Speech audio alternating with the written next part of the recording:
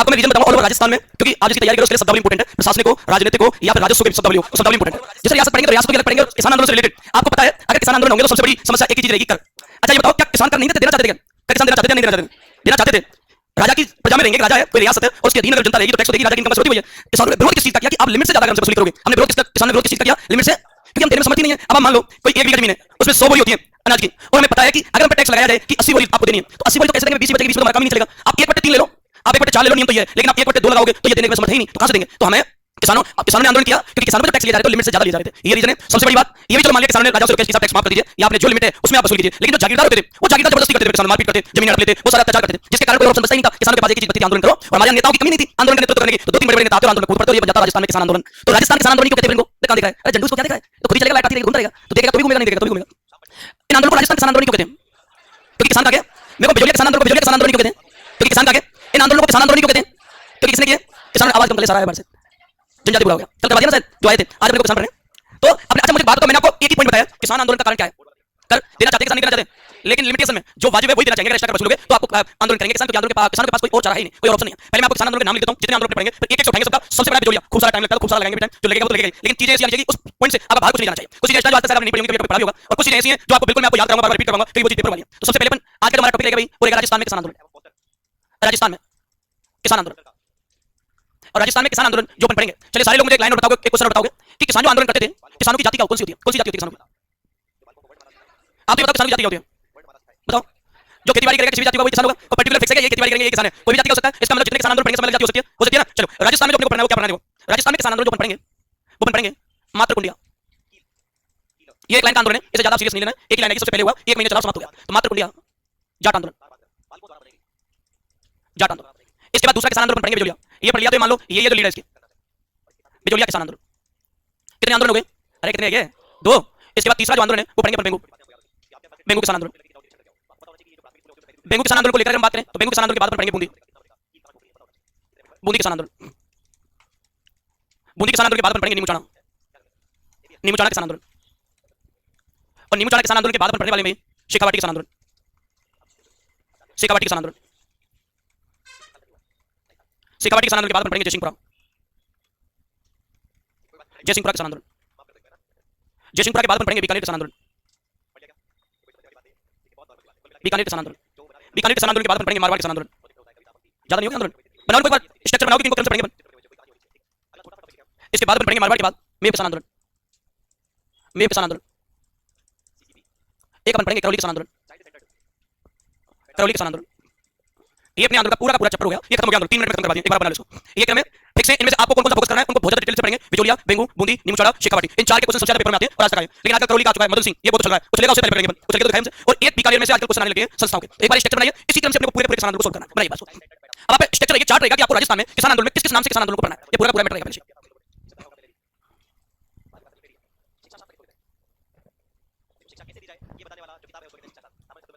इनमें अब ये तो हो गए नाम जितने आंदोलन हैं, उनके बाद मैं आपको शब्दावली याद करवाऊंगा। शब्दावली के बाद आंदोलन की तरफ चलेंगे। शब्दावली यानी कि इन्हें कहते हैं राजस्व शब्दावली, भू राजस्व शब्दावली या प्रशासन की शब्दावली। जो राजस्थान में अपनी पॉपुलर कौन सा टैक्स किस नाम से जाना जाता है, वो टैक्स को चार्ट पर याद करेंगे। उसके बाद में कूदेंगे सबसे पहले मात्र कुंडिया, उसके बिजोलिया का विस्तार खूब सारा बड़ा, सबसे लंबा बिजोलिया चलता है लंबा चलेगा। बन गया क्या? चला गया?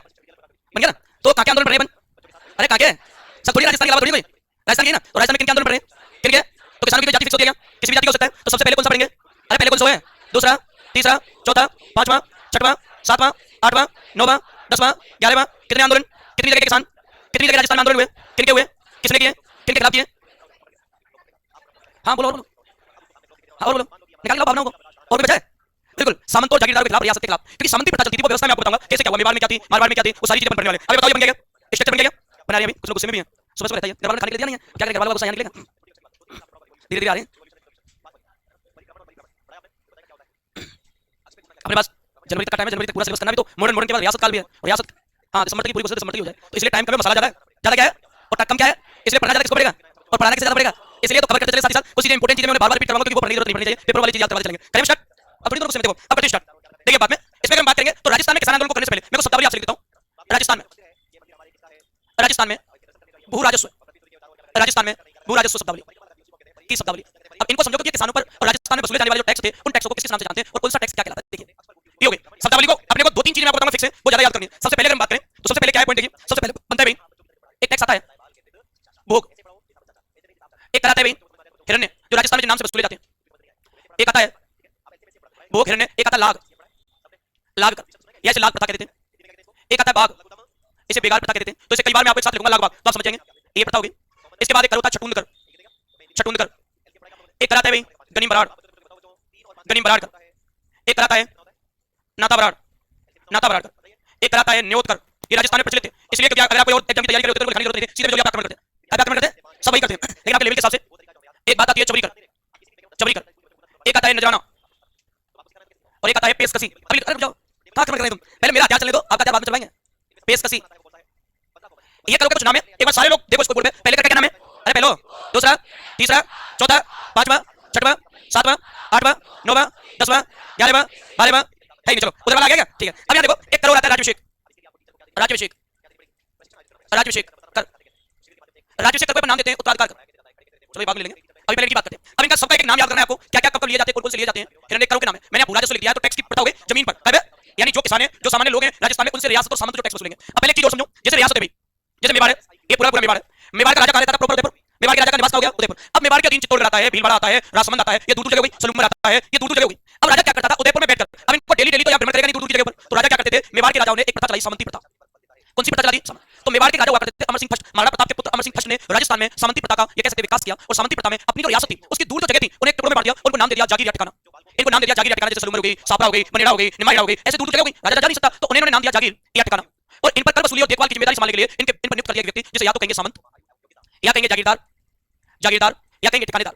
तो एक ही व्यक्ति आपको मैं सामंत कहूं, जागीरदार कहूं, ठिकानेदार कहूं, कोई ये क्या करेगा? सबसे ऊपर तो रहेगा राजा, सबसे ऊपर क्या रहेगा? राजा। और राजा अपनी रियासत को बांटेगा ठिकानों में, जागीरों में, और उन ठिकानों जागीरों की जिम्मेदारी देगा जिस व्यक्ति को कहेंगे सामंत, जागीरदार, ठिकानेदार। अब क्या करेंगे? यह फिक्स होता था जिस व्यक्ति के अंतर्गत, यानी जिस व्यक्ति को ठिकाने पर नियुक्त किया ठिकानेदार को, वो पूरे ठिकाने से टैक्स वसूलेगा, और टैक्स वसूल के जो राजा का हिस्सा है वो राजा को पहुंचाएगा, बाकी के हिस्से को किसानों को देगा, अपने पास रखेगा। तो नियम था, जैसे मेवाड़ है, मेवाड़ की 100% जमीन जो थी, उनमें एक तो 87% भूमि तो थी जागीरी, ऐसी भूमि जो इसे जागीरों में बटी हुई थी, और 13% भूमि थी खालसा। खालसा होती थी, इस पर कोई ठिकानेदार नहीं रहेगा, वो सीधे सेंटर की राजा के अंतर्गत आएगी, जैसे कहते हैं राष्ट्रपति शासन, बीच का सारा सिस्टम खत्म, सीधे सेंटर से देखेंगे, वो खालसा भूमि होती थी। तो मेवाड़ में 13% खालसा भूमि थी और 87% जागीरी भूमि थी। तो समस्या यहाँ आती थी, यहाँ कभी नहीं आती, क्योंकि राजा जहाँ 1/3 किसानों से ले रहा है, तो सीधे किसानों से ले रहा है, बाकी का शेष तो किसानों के पास बचेगा, और यहाँ 1/3 तो राजा का फिक्स है, और जो 1/3 के बाद जो बच जाता था उसमें होता था किसानों का, लेकिन जागीरदार किसानों को नहीं देगा, अपने पास रख लेते थे। अब 72 किसकी होगी? मेहनत कौन कर रहा है? काम कौन कर रहा है? जमीन किसकी है? और उनको मिल रहा है क्या? बीच में बिचौलिया कौन है? जागीरदार सबको समाप्त। अब जागीरदार के पास किसान इकट्ठे हो जाते हैं, सब हमें भी चाहिए, तो जागीरदार ने नाम मात्र का काम चलाने के लिए डाल देते थे, खाने पीने के लिए कितना ही चलेगा। अब मान लो कोई लड़की की शादी करनी है, कोई बड़ा काम करना है, तो किसान के पास पैसा नहीं है, तो कर्जे के रूप में किससे लेते थे? जागीरदार से। और जागीरदार से कर्जा लेते, अब इतनी इनकम ही नहीं हो रही, वो कभी चुका पाएंगे किसान उसको? इनकम ही नहीं है, तो किसान को चुका नहीं पाते, तो ब्याज के तले किसान दबते जाते थे, और जागीरदार इसका बहाना लगा के जमीन को हड़प लेते, अपने नाम करवा लेते, और ऊपर से ब्याज इतनी ज्यादा ठोकते थे कि उनसे बेकार प्रथा, अपनी प्रथा सावरी प्रथा, बंधुआ मजदूर, जिसे कहते हैं बेकार, बिना पैसे के काम करवाना। तो किसान उस चीज के लिए मजबूर हो जाते, तो जागीरदार के यहाँ बिना पैसों के काम करने पर मजबूर हो जाते, बदले में कुछ नहीं चाहते, दिन रात काम करते, इसे कहते हैं बंधुआ मजदूर, जो 1961 में राजस्थान सरकार ने खत्म किया, भारत सरकार ने सावरी प्रथा और बंधुआ मजदूर को। ये उन्मूलन है, ऐसी चीजें जो कुर्तियां थी, खत्म किया गया सरकार के द्वारा। तो हम बात करें इस पूरी सिचुएशन में, जागीरदार जब किसान नहीं देते थे, तो जागीरदार जबरदस्ती वसूलते थे, और जबरदस्ती वसूलने में हमेशा झगड़ा होता था, और आंदोलन का रूप लेता था, जिसके कारण किसानों की लड़ाई राजा से नाव करके खिलाफ थी, और जागीरदार किसके अंदर काम करते थे? तो किसान समझते सारा काम कौन करवा रहा है? राजा। तो किसान शिकायत लेकर किसके पास जाएंगे? लेकिन राजा इनके खिलाफ कार्रवाई करेगा, तो किसान समझ जाएंगे कि राजा हमारे पक्ष में कार्रवाई नहीं करेगा, तो इनका साथ दे रहा है। किसी भी राजा ने कभी कोई एक्शन नहीं लिया, इसलिए तो किसान भड़क गए, इसलिए तो बड़े आंदोलन हुए। अब मैं आपसे कहूं, अब आप ये चीज समझो, ये जागीर ठिकाना ये आप समझ जाओगे, जैसे जैसे आंदोलन आएंगे और विस्तार होता जाएगा। मैंने शॉर्ट फॉर्म में बताया है कि सामंती प्रथा थी, जिसमें एक जागीरों में बांट दिया गया, और ठिकानेदार जागीरदार सामंत नियुक्त करते, जो टैक्स वसूलते और राजा तक पहुंचाते थे, राजा का हिस्सा। अब हम बात करें इस पूरी कंडीशन में, मैंने कुछ शब्द लिख दिए, इन शब्दों का अपन पहले भावार्थ देखेंगे, क्या है इन शब्दों का महत्व क्या है। इन शब्दों में अगर हम बात करें तो ये ध्यान दो, भोग कर क्या है? भोग कर पहले क्या होता था? मुद्रा विनिमय होता था, व्यापार। आप देखोगे सिंधु घाटी सभ्यता, वैदिक सभ्यता में मुद्रा विनिमय होता था, वस्तु विनिमय, सॉरी, पहले व्यापार चलता था वस्तु विनिमय, वस्तु विनिमय और मुद्रा विनिमय के अंतर है। मुद्रा विनिमय कि आप कोई वस्तु खरीद रहे हो, आज भी मुद्रा विनिमय, आप कुछ खरीदोगे, बदले में क्या दोगे? पैसा। क्या दोगे? अरे पहले पैसे थे ही नहीं, तो वस्तु विनिमय क्या होता था? वस्तु के बदले वस्तु, अगर आपको जरूरत का सामान चाहिए तो बदले में आप उसको दूसरी वस्तु दो, तो इसे कहते हैं वस्तु विनिमय, यानी वस्तु के बदले वस्तु। और जो भोग कर है, वो भोग कर जमीन पर लगाया गया ऐसा कर था, जिसमें पैसे नहीं दिए जाते थे राजा को, जागीरदार को अनाज दिया जाता था। यानी मान लो किसी खेत में सब्जी हो रही है, सब्जी हो रही है, अब इस खेत पर लगाया गया टैक्स, टैक्स तो देना ही पड़ेगा प्रति बीघा, इसे कहते हैं रेख। रेख जमीन नाप पर जो टैक्स लेते हैं, जागीरदार की जो जमीन नापी जाती थी, उस पर जो टैक्स लगाया जाता था कि इसके अंतर्गत कितनी जमीन आ रही है इसके ठिकाने में, उस पर टैक्स लगाया जाता था, उसको माप पर जो टैक्स लेते थे वो रेख होता था। अब ये बता दो किसी ने सब्जी की खेत में, अब टैक्स तो सब्जी पे भी है, अब सब्जी के बदले पैसा नहीं देते थे, वो इसका हिस्सा बांटे 1/3 और 1/3 हो, 1/8 हो, वो इतना इस जमीन में जितनी सब्जी हुई है उसकी 1/3 सब्जी तोड़ते राजा को भेज देते, टमाटर, प्याज, जो भी सब्जी है, आलू, 1/3 आलू भेज दिए, 1/3 टमाटर भेज दिए। तो ये ऐसी खरीद जिसमें पैसा नहीं दिया जाता था, जो उत्पादन होता था उस उत्पादन का हिस्सा राजा को पहुंचाया जाता था। और ऐसी भूमि जो ऐसे सामान्य रहती थी, जिस पर कोई भी कृषि कर सकता था, यानी किसी को भी जमीन पर कृषि करने का अधिकार होता था, ऐसी जमीन पर जो कर लिया जाता था वो कर कहलाता था भोग कर। कैसा कर हो जाएगा? ऐसी जमीन जिस पर किसी को भी खेती करने का अधिकार था, कोई इसका मालिक नहीं होता था, जो पहले करेगा वो कर लेगा, जिसको दिया जाता था पट्टा की सरकार द्वारा, आप कर लीजिए इस बात, जो उसकी अनुमति लेकर आता था। तो ऐसी जमीन जिस पर कोई भी जो था वो टैक्स खेती कर लेता था, उस पर जो कर लिया जाता था वो कर लिया जाता था, उसे क्या कहते हैं? भोग। और ऐसी जमीन जिसे मैं उदाहरण नाम दूंगा, ऐसी जमीन जिसके बारे में मैं आपसे कहूं, ऐसी जमीन जो पारिवारिक वंश के लिए वंशानुगत उसी के पास रहेगी, ऐसी जमीन पर जो खेती की जाती थी वो उदाहरण भूमि कहलाती थी, जिन पर कोई भी खेती कर लेता था भोग होता था, और जो कर ऐसी जमीन पर कर लिया जाता था वो भोग, और किसी जातीय परिवार को जो परमानेंट जमीन जिसके पास रहती थी उस जमीन पर जो टैक्स लगाया जाता था वो कहलाता था उदाहरण कर। लेकिन पैसे दिए जाते थे क्या में? क्या दिया जाएगा? फसल दी जाएगी, जितना उत्पादन होगा उत्पादन का उतना भाग देना। लेकिन टाइम आगे बढ़ा, और टाइम आगे बढ़ के इन जमीनों पर जो टैक्स लिया जाता था वो उत्पादन में अनाज की बजाय इनमें नगद यानी मुद्रा के रूप में दिया जाने लगा, और नगद जो पैसे दिए जाते थे इसके बदले, यानी अनाज ना देकर पैसे देना स्टार्ट किया, वो क्या कहलाएगा? हिरण्य कर। तो नगद राशि क्या कहलाएगी? अरे क्या कहलाएगी? और खेतों में उत्पादन का जो भाग दिया जाता था राजा को वो कहलाएगा भोग कर या उदाहरण कर। उदाहरण कर ऐसी जमीन जो किसी जातीय परिवार के लिए फिक्स है, ऐसी जो ऐसी पड़ी हुई है जिस पर कोई भी खेती कर सकता है, इन दोनों करों को नगद में देने लगे तो क्या कहलाएगा? क्या कहलाएगा? कितने करोगे? पेपर में आज तक नहीं आई, पेपर में आज तक, लेकिन आपको फिर पढ़ना है। अगर आपको पता चल जाए पेपर में ये चीज आती है, आपको पढ़ने की जरूरत थोड़ी है, या थोड़ी आओगे फिर, तो आप खुद ही चले जाओगे। आते नहीं आते, आपको पता चल जाए 150 क्वेश्चन है, ये 150 यहां से आएंगे, आप इसको पढ़ लो, 150 क्वेश्चन है, ये 150 ये आएंगे, फिर पढ़ने की जरूरत थोड़ी, फिर किसी की जरूरत पड़ जाती है। बताओ आपको पता चले 150 क्वेश्चन आएंगे, पढ़ोगे क्या करोगे? रटोगे। क्या करोगे? रटेंगे। रटेंगे रिवीजन करेंगे। रिवीजन तो भूल जाते, रटने से नहीं भूलते। आप रटने पड़ेंगे और उसमें क्वेश्चन याद नहीं करने, सीधा आंसर रटो। क्या याद करेंगे? आंसर। आंसर याद करने क्वेश्चन नहीं पढ़ेंगे। अब देखो लाग क्या है? लाग पता क्या है? लाग है किसी जमीन पर, आपको बता दिया कि जमीन पर 1/3 भाग टैक्स आरोपित है। तो राजा ने अनुमान लगा रखा था, राजा ने घोषणा कर रखी थी, अगर कोई जागीरदार कोई सामंत अपनी मर्जी से इमरजेंसी लगाकर टैक्स लेना चाहता है, यानी राज्य को कभी इमरजेंसी पड़ी एक्स्ट्रा पैसे होगी, तो जागीरदार के पास अधिकार है, वो इमरजेंसी लगाकर किसानों से एक्स्ट्रा कर वसूल सकता है। लेकिन वो कभी की बात है जब विशेष ओकेजन पे, इमरजेंसी पर, विशेष जरूरत पे। लेकिन जागीरदार क्या करते हैं? तो हर बार इमरजेंसी रहती है, हर बार लाग लगाते थे। तो अतिरिक्त कर वसूलने का नियम इमरजेंसी लगा के कौन सी पड़ता है? बेकार है किसानों से बिना पैसों के काम करवाना, यानी बदले में कुछ नहीं देंगे, क्योंकि सामंत जो थे वो अंग्रेजों की अपने तुलना अंग्रेजों से करते थे, उनके शौक पूरे करना चाहते थे, उनकी ओर करते थे। और जो अंग्रेजों के अधिकारियों के शौक होते थे, उन शौकों को करना चाहते थे, उसके लिए चाहिए पैसा और मजदूर नौकर। तो किसानों को कर्ज दे दे के ब्याज नहीं चढ़ा देते थे कि किसानों को ब्याज भी चुकाना होता था, और जागीरदार के घर का साफ सफाई का काम, छोटे मोटे काम भी करने पड़ते थे। तो बिना पैसों के काम करने की प्रथा क्या कहलाती है?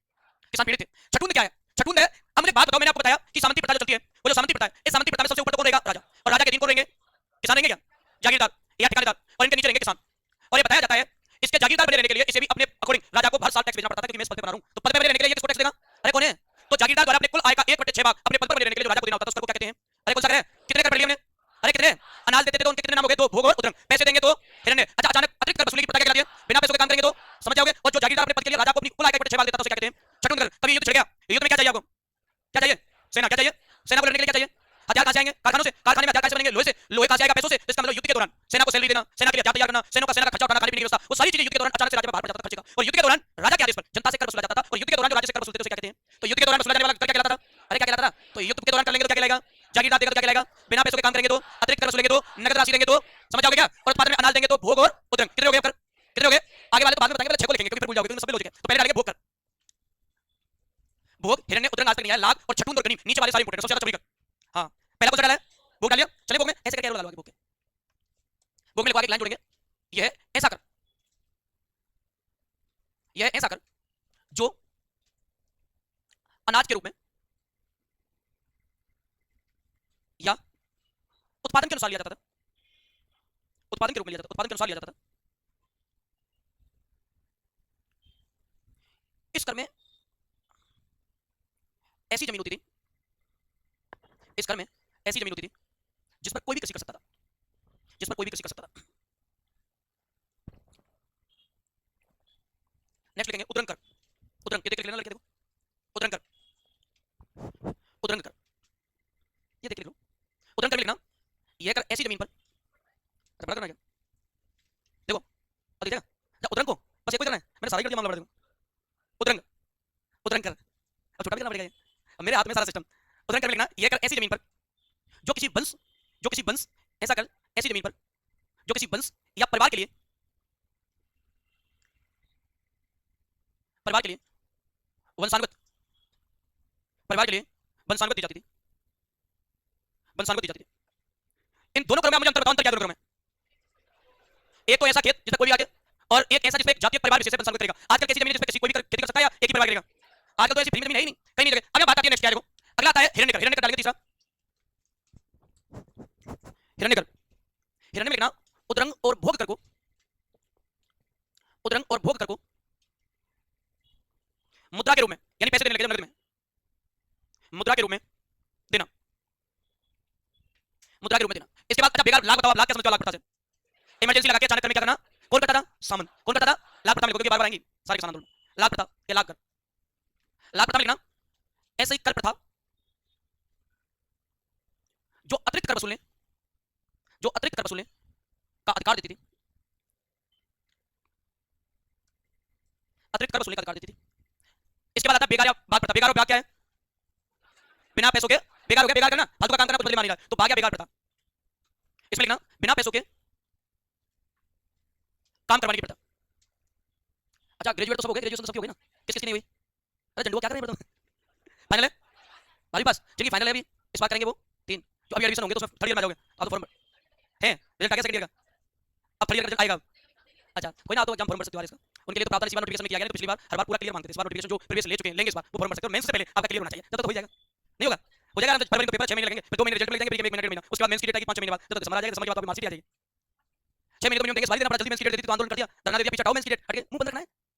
अरे झंडू पूरा सिस्टम खोल के बैठा है टेंशन में, तो आप दे सकते हो, आपके प्रादेशिक नोटिफिकेशन वाले से नोट लगा के लिखा गया कि आप दे सकते हो, तो आपके लिए टेंशन का विषय नहीं है। चलिए कहां पहुंच गए बताओ? अरे कहां पे पहुंच गए?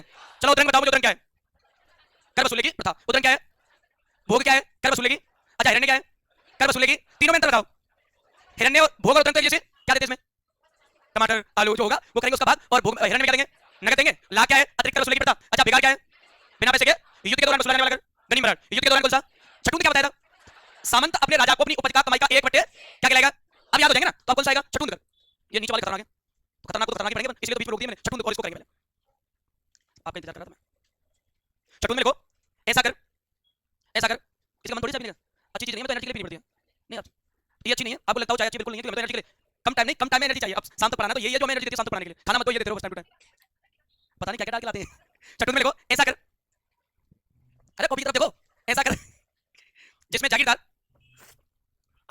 ऐसा कर जिसमें जागीरदार अपनी कुल उपज का, मजा आ रहा है, अपनी कुल उपज का 1/6 भाग, ना ना ऐसा मजा तुम मुझे देखोगे। ऐसा कर जिसमें जागीरदार अपनी कुल आय का 1/6 भाग राजा को देता था। दोबारा बोलना है क्या? हो गया सबका? अब बताओ जाकर कौन सा है? गनीम मराठ को लिया जाता है। आपको ऊपर वाले याद रहना है, गनीम मराठ याद रखना है, छठून आपको याद रखना है आपके एग्जाम के लेवल के हिसाब से। गनीम मराठ डालेंगे, इसमें लिखना रियासत में युद्ध की स्थिति में, रियासत में युद्ध की स्थिति में जनता से वसूला जाने वाला कर, जनता से वसूला जाने वाला कर। ठीक है, तो चले आगे, यहीं तक पढ़ा था अभी तक। अब देखो नीचे नाता, नाता एक प्रथा है, जब आप कल्चर पढ़ोगे तो कल्चर में प्रथा चलती है नाता। नाता क्या होती है? नाते का, नाता आप इंग्लिश में समझो रिलेशन। नाता क्या? किसी से नाता बनाना, तो हम ये नहीं कह सकते रिलेशन बनाना, तो इसका मतलब नाता का सीधे आप इंग्लिश में शब्द बोल दूंगा, समझोगे रिलेशन। नाता से नहीं समझते रिलेशन। कैसे ये करें? मान लो कोई लेडीज है भाई, कोई महिला है, उसकी शादी हो गई, हो गई शादी, किससे होगी? महिला तो पुरुष से होगी, श्योर है? ये पुरुष हो गया, मेल, ये फीमेल। अब देखो इसमें शादी हो गई दोनों की, ये मेल है या फीमेल है, मान लो किसी कारण पुरुष की मृत्यु हो जाए, वो नहीं, बिना ओ कोई वो नहीं है, मान लो ओ देखो इसकी मृत्यु हो गई, तो बताते हैं ये जो महिला है, आप कल्चर पढ़ोगे तो ग्रासिया और एक जनजातीय भील, उनमें चलता है, ये पता चलती है। और ये बताते हैं ये महिला अब अगर किसी दूसरी पुरुष से दूसरी शादी करती है, तो आप देखो दूसरी शादी दोबारा किसी महिला की शादी होती है, तो सारे रीति रिवाज फॉलो नहीं किए जाते, नाम मात्र की चीज फॉलो की जाती है, तो उसे नाता करना कहते हैं कि किसी महिला द्वारा दूसरी शादी करना, वो क्या बनाना? रिलेशन। वो तो नाता बनाना है बस, फॉर्मेलिटी है, क्योंकि ये सामाजिक परिवेश ऐसा है कि आपको रहना ही पड़ेगा शादी के लिए, दूसरी करनी पड़ेगी। पहले क्या था? प्राचीन टाइम में किसी विधवा महिला को दूसरी शादी करने का अधिकार नहीं था। क्यों नहीं था? उसका रीजन था महिलाओं की दुश्मन महिलाएं होती हैं। क्यों नहीं होता था? पहले अधिकार नहीं था, विधवा महिला दूसरी शादी नहीं करेगी। क्यों नहीं करेगी? क्योंकि ये मानते थे कि इससे शादी हुई, ये मर गया, इतना बड़ा हो गया, आज तक तुम्हारा ही नहीं, शादी के बाद क्यों मरा? इसका मतलब इसके आने के बाद मरा, तो मरने का कारण कौन है? तो महिला पूरी गलियों में हर जगह चर्चा चलती थी, वो मर गया, आज तक इतना बड़ा हो गया, आज तक नहीं मरा, अभी क्यों मरा? इसका मतलब मरने का कारण कौन है? अगर मान लो इसकी दूसरे से शादी हो भी जाएगा, तीसरे से करेंगे, वो भी लुटेगा, सब जाएंगे, इसका मतलब इसको रोक दो, एक तक इसमें कर दो, तो दूसरी शादी करने का। इसलिए कुप्रथा थी हमारे, ये बहुत बड़ा विश्वास था, जिसके कारण इसको प्रथा को खत्म किया गया था, सती प्रथा को। या फिर विधवा पुनर्विवाह, महिला दूसरी शादी करेंगे 1956 में, हमने खत्म किया इसको, महिला को दूसरी शादी करने का अधिकार दिया। पुरुषों को कोई पाबंदी नहीं, पुरुष पहले एक गाड़ी 15-15 मिनट होती थी, बेगम होती थी, रानी होती थी। आप देखो चंद्रगुप्त का बेटा बिंदुसार, चंद्रगुप्त मौर्य का बेटा था बिंदुसार, की 16 रानियां थी, और पुत्र सुनोगे, संतान सुनोगे 100, वो नहीं रियल में, बिना वो 16 रानियां थी, और 16 रानियों के 100 पुत्र थे, बिंदुसार के 100 बेटे थे, उनमें से अब एवरेज लगा लो, 16 के 100, 16 6 96, 1 के 6, 4 बोनस में। बिंदुसार ने अपने जीवन में खूब सारे युद्ध लड़े, वो कर लेता था, मैंने दोनों काम मैंने कर लेता, राजा था, ऐसे थोड़ी है, सारी प्लानिंग, और प्लानिंग इतनी खतरनाक, दो तो मुख्य सचिव रहते थे योजना बनाने वाले, सब ये टाइमिंग है, ये रानियों के पास रहना, ये टाइम, इसके बाद आपको युद्ध पे जाना है, इसके बाद आपकी मीटिंग होगी, सारे। अब बताओ 100 पुत्र हुए, अब आप एवरेज लगाओ, 16 1 से 6 होंगे तो भी छांड होते, 4 तो एक्स्ट्रा आ गए बोनस में, उससे डबल हो गए। नहीं नहीं, सारी सारी रानियों के थे, दासी का तो काउंट ही नहीं किया, तो रियल पुत्र थे, दासी का काउंट ही नहीं किया, क्योंकि आपको पता है राजस्थान में दो टाइप की महिलाएं, राजा के दरबार में एक रहती थी रानी और एक होती थी पासवान। और ये भी कंफर्म ध्यान रखना, राजा रानी से भी पुत्र प्राप्त करता था और पासवान से भी करता था, लेकिन नियम था पासवान से जो पुत्र होगा उसे राजा बनने का अधिकार नहीं है, और रानी से जो पुत्र होगा उसे राजा बनने का अधिकार था। तो पासवान किनको कहते थे? वे महिलाएं, राजा राजाओं की रानियों के अलावा किन्हीं और आसपास की महिलाओं से जो कांटेक्ट होते थे उन्हें पासवान का दर्जा देते थे, तो राजा कम नहीं थे। तो अगर हम बात करें तो 100 पुत्र थे, सबसे बड़ी बात है दुख किस चीज का है? हमें इस चीज का तो नहीं 16 हैं, ना हमें इस चीज का दुख है 100 पुत्र हैं, हमें दुख किस चीज का? बिंदुसार के एक बेटे ने पिता की मेहनत पे पानी फेर 99 को मार दिया, फिर वो नहीं चाणक्य तो पहले खत्म हो गया, अशोक ने अकेले ने 99 भाइयों को मारा, और जब रिपोर्ट तैयार हुई तो रिपोर्ट में एक चीज लिखी गई, पिता की मेहनत पर पानी फेरा गया पुत्र द्वारा, बेचारे ने 100 पुत्रों के लिए। तो ये राजस्थान, ये भारत है, भारत में प्रक्रिया यही है, तो ध्यान रखना। तो ये 100 पुत्र थे, और आप देखो महाभारत काल में भी 100 थे, उनमें तो 100 के 100 ही मारे गए थे, यहाँ पर एक तो बचा, जो एक बचा वो चक्रवर्ती सम्राट बना, और 4 साल लगे 100 को मारने में, 99 को मारने में। देखो एक साल में कितने मारोगे? कम से कम 25-26 लोग मारोगे, 25-26 भाई हर साल लौटाता था, हर साल लौटाता था, ये पूरी प्रक्रिया। अब मैं आपसे ये कहूं, हम जो टॉपिक पे चले थे उसको देखो एक बार। अब यहाँ बात करें नाता बनाने की, तो नाता क्या है? किसी महिला द्वारा दूसरी शादी करना, और दूसरी शादी अगर कोई महिला करेगी तो उसे अधिकार था ही नहीं। और ये बताते कोई विधवा महिला अगर दूसरी शादी करेगी तो उसे दूसरी शादी करने के बदले, और जिस पुरुष से करेगी उस पुरुष को उस महिला को मिलकर ठिकाने को कर देना होगा, उनसे अनुमति लेनी होगी कि हम दूसरी शादी करें, और दूसरी शादी के बदले उन्हें देना होगा पैसा। तो किसी महिला द्वारा, विधवा महिला द्वारा दूसरी शादी करने पर जो टैक्स लिया जाता था वो कहलाता था नाता। तो बरार का नाम है, नाता उनमें लगा दी प्रथा। ये तो विधवा हो गया। मान लो कोई महिला पुरुष की शादी हो गई, और महिला पुरुष की शादी हो गई, मान लिया अब ये पुरुष जिंदा है, अब कई बार होता है भाई तालमेल नहीं बैठता, अभी तो डिवोर्स हो रहे, तालमेल नहीं बैठता, अब इस महिला को ये वाला जो पुरुष पसंद ही नहीं है, इसको कोई पड़ोस वाला पसंद है, तीसरा ही पसंद है, दूसरा ही पसंद है, इसलिए पूरी कोशिश की भाई कैसे भी कन्विंस करने के लिए, महिला राजी नहीं है तो नहीं है, और इसका कॉन्टैक्ट किसी दूसरे पुरुष से हो गया, उससे बात करती है। अब ये मान लो पुरुष एक्सेप्ट नहीं करता है, ये महिला इसको एक्सेप्ट नहीं करती है, तो अगर ये महिला बिना पति की अनुमति के किसी अन्य पुरुष के साथ रहने लग जाए और उससे शादी कर ले, अब खाली कौन रह गया? इसके पास क्या बचा?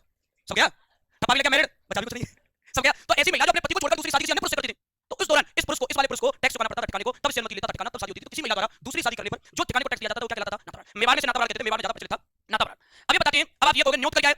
तो अगर महिला दूसरी शादी करने पर जो टैक्स देगी तो नाता हो गया, लेकिन अगला है न्योत कर। न्योत कर क्या? इसमें समझेंगे न्योत कर थोड़ा इंपॉर्टेंट है। न्योत कर कैसे? कोई राजा है भाई, और राजा की कोई बेटी है, राजा की पुत्री को मैं कैसे तो राजकुमारी, तो किसी रियासत में राजा की बेटी यानी राजकुमारी की शादी होती थी, तो राजकुमारी की शादी पर जितने राजा के अंतर्गत ठिकाने आते थे उन सब ठिकानों के जो ठिकाने आते राजकुमारी की शादी पर टैक्स देते थे, शादी का कर। तो राजकुमारी की शादी पर राजा को सामंतों द्वारा जो टैक्स दिया जाता था वो क्या कहलाता था? तो राजकुमारी की शादी पर वसूला जाने वाला किस नाम से जाना गया? न्योत कर। अब ये बताया जाता है ये सामंत देते थे, लेकिन सामंतों ने क्या किया? नहीं पता ठिकाने में लागू कर दी। सामंतों ने क्या लगा दिया किसानों पर कि कोई भी किसान अपनी लड़की की शादी करेगा तो वो अपनी लड़की की शादी करने के दौरान सामंत को 5 रुपए टैक्स देगा अपनी लड़की की शादी पर। तो किसान अपनी लड़की की शादी करेंगे तो जो कर देंगे सामंत को कहलाता है चौरी कर। अब दो टाइप के क्वेश्चन है, राजकुमारी की शादी पर वसूला जाने वाला कर, किसान की बेटी की शादी पर वसूला जाने वाला कर, दोनों अलग अलग हो गए। अब इसमें बात करें नजराना। नजराना क्या? मान लो कोई ठिकाना है और ठिकाने पर बड़े सामंत बैठा हुआ है, मान लो अचानक से सामंत की मृत्यु हो गई, इसकी जगह नया सामंत आएगा, और नया सामंत अगर इसकी जगह इसका बेटा हो सकता है या कोई भी नया बनेगा, तो नया सामंत जब ठिकाने पर नियुक्त होता था तो उसे बदले में अपने पद पर बैठने के लिए तो रिश्वत देनी होती थी राजा को, और राजा को नया ठिकानेदार बनने के लिए राशि देता था, वो राशि कहलाती थी नजराना। उसी राशि को कहते थे पेशकशी, इसी को कहते थे राजसेकर, इसी को कहते थे तलवार बंधाई कर, इसी को कहते थे उत्तराधिकार कर। अब ये कर तो एक ही नाम है, नजराना, पेशकशी, राजसेकर, उत्तराधिकार कर, तलवार बंधाई कर, एक ही कर, लेकिन इसको नाम अलग अलग क्यों दे दिए हैं? नजराना और पेशकशी, पेशकशी कहते हैं मारवाड़ में, पेशकशी का कहते हैं और नजराना कहते हैं जयपुर में, नजराना का कहते हैं जयपुर में, और पूरे राजस्थान में राज्य से तलवार बंधाई इन उत्तराधिकार कर तीन नाम कमांड में देते हैं, तो इनको नाम दिए गए कर को अलग अलग। लेकिन सबसे बड़ी बात है ये कर नए ठिकाने पर बैठने के बाद दिया जाता था, तो राजस्थान की एकमात्र ऐसी रियासत जहां ना नजराना लागू था, ना पेशकशी लागू था, ना राजसेकर लागू था, इस प्रकार का कोई कर ही नहीं था कि नया व्यक्ति ठिकाने पर बैठेगा तो उसे टैक्स देना है। तो राजस्थान में एक ही रियासत थी जैसलमेर, जहां ये कर कभी नहीं वसूला गया। एकमात्र कौन सी रियासत है? ये सबसे इंपॉर्टेंट क्वेश्चन है कि जहां राजसेकर आज तक नहीं वसूला गया, वो एकमात्र रियासत कौन सी राजस्थान की? जैसलमेर। कौन सी है भाई? तो अपन कहां तक आगे? नाताबाड़, तो नाताबाड़ डालेंगे, नाता बताओ कौन सा करे? समझ में नहीं आया? लड़की द्वारा दूसरी शादी करने पर दिया जाने वाला टैक्स कौन सा है? डालो नाताबाड़, नाताबाड़ लिखना, कोई बैठ जाएगा, तू देखेगा, बैठ जाएगा, आराम से बैठ जाएगा। नाताबाड़ लिखना, कौन सी रियासत है? ये सबसे इंपॉर्टेंट क्वेश्चन है कि जहां राजसेकर आज तक नहीं वसूला गया रियासत, जहां ना नजराना लागू था, ना पेशकशी लागू था, ना राजसेकर लागू था, इस प्रकार का कोई कर ही नहीं था कि नया व्यक्ति ठिकाने पर बैठेगा तो उसे टैक्स देना है। तो राजस्थान में एक ही रियासत थी जैसलमेर, जहां ये कर कभी नहीं वसूला गया। एकमात्र कौन सी रियासत है? ये सबसे इंपॉर्टेंट क्वेश्चन है कि जहां राजसेकर आज तक नहीं वसूला गया, वो एकमात्र रियासत कौन सी राजस्थान की? जैसलमेर। कौन सी है भाई? तो अपन कहां तक आगे? नाताबाड़, तो नाताबाड़ डालेंगे, नाता बताओ कौन सा करे?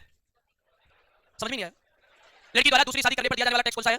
डालो नाताबाड़, नाताबाड़ लिखना, कोई बैठ जाएगा, तू देखेगा, बैठ जाएगा, आराम से बैठ जाएगा। नाताबाड़ लिखना, कोई बात नहीं, बैठ जाएगा।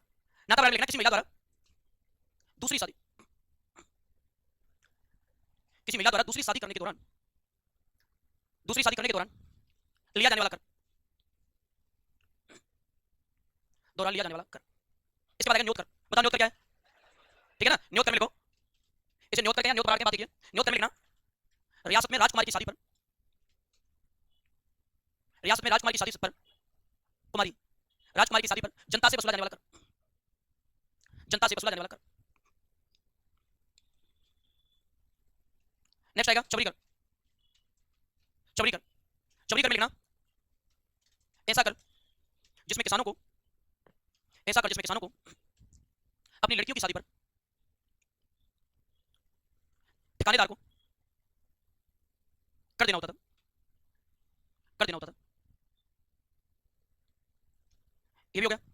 इसके बाद आता है नजराना, लेकिन इससे पहले आप एक लाइन डालो, राज्याभिषेक, उत्तराधिकार और तलवार बंधाई, पब्लिक लगवाते चलना, राज्याभिषेक कर, उत्तराधिकारी कर, तलवार बंधाई कर, ये एक ही नाम है, एक ही नाम है, राज्याभिषेक कर, पब्लिक उत्तराधिकारी कर, पब्लिक तलवार बंधाई कर,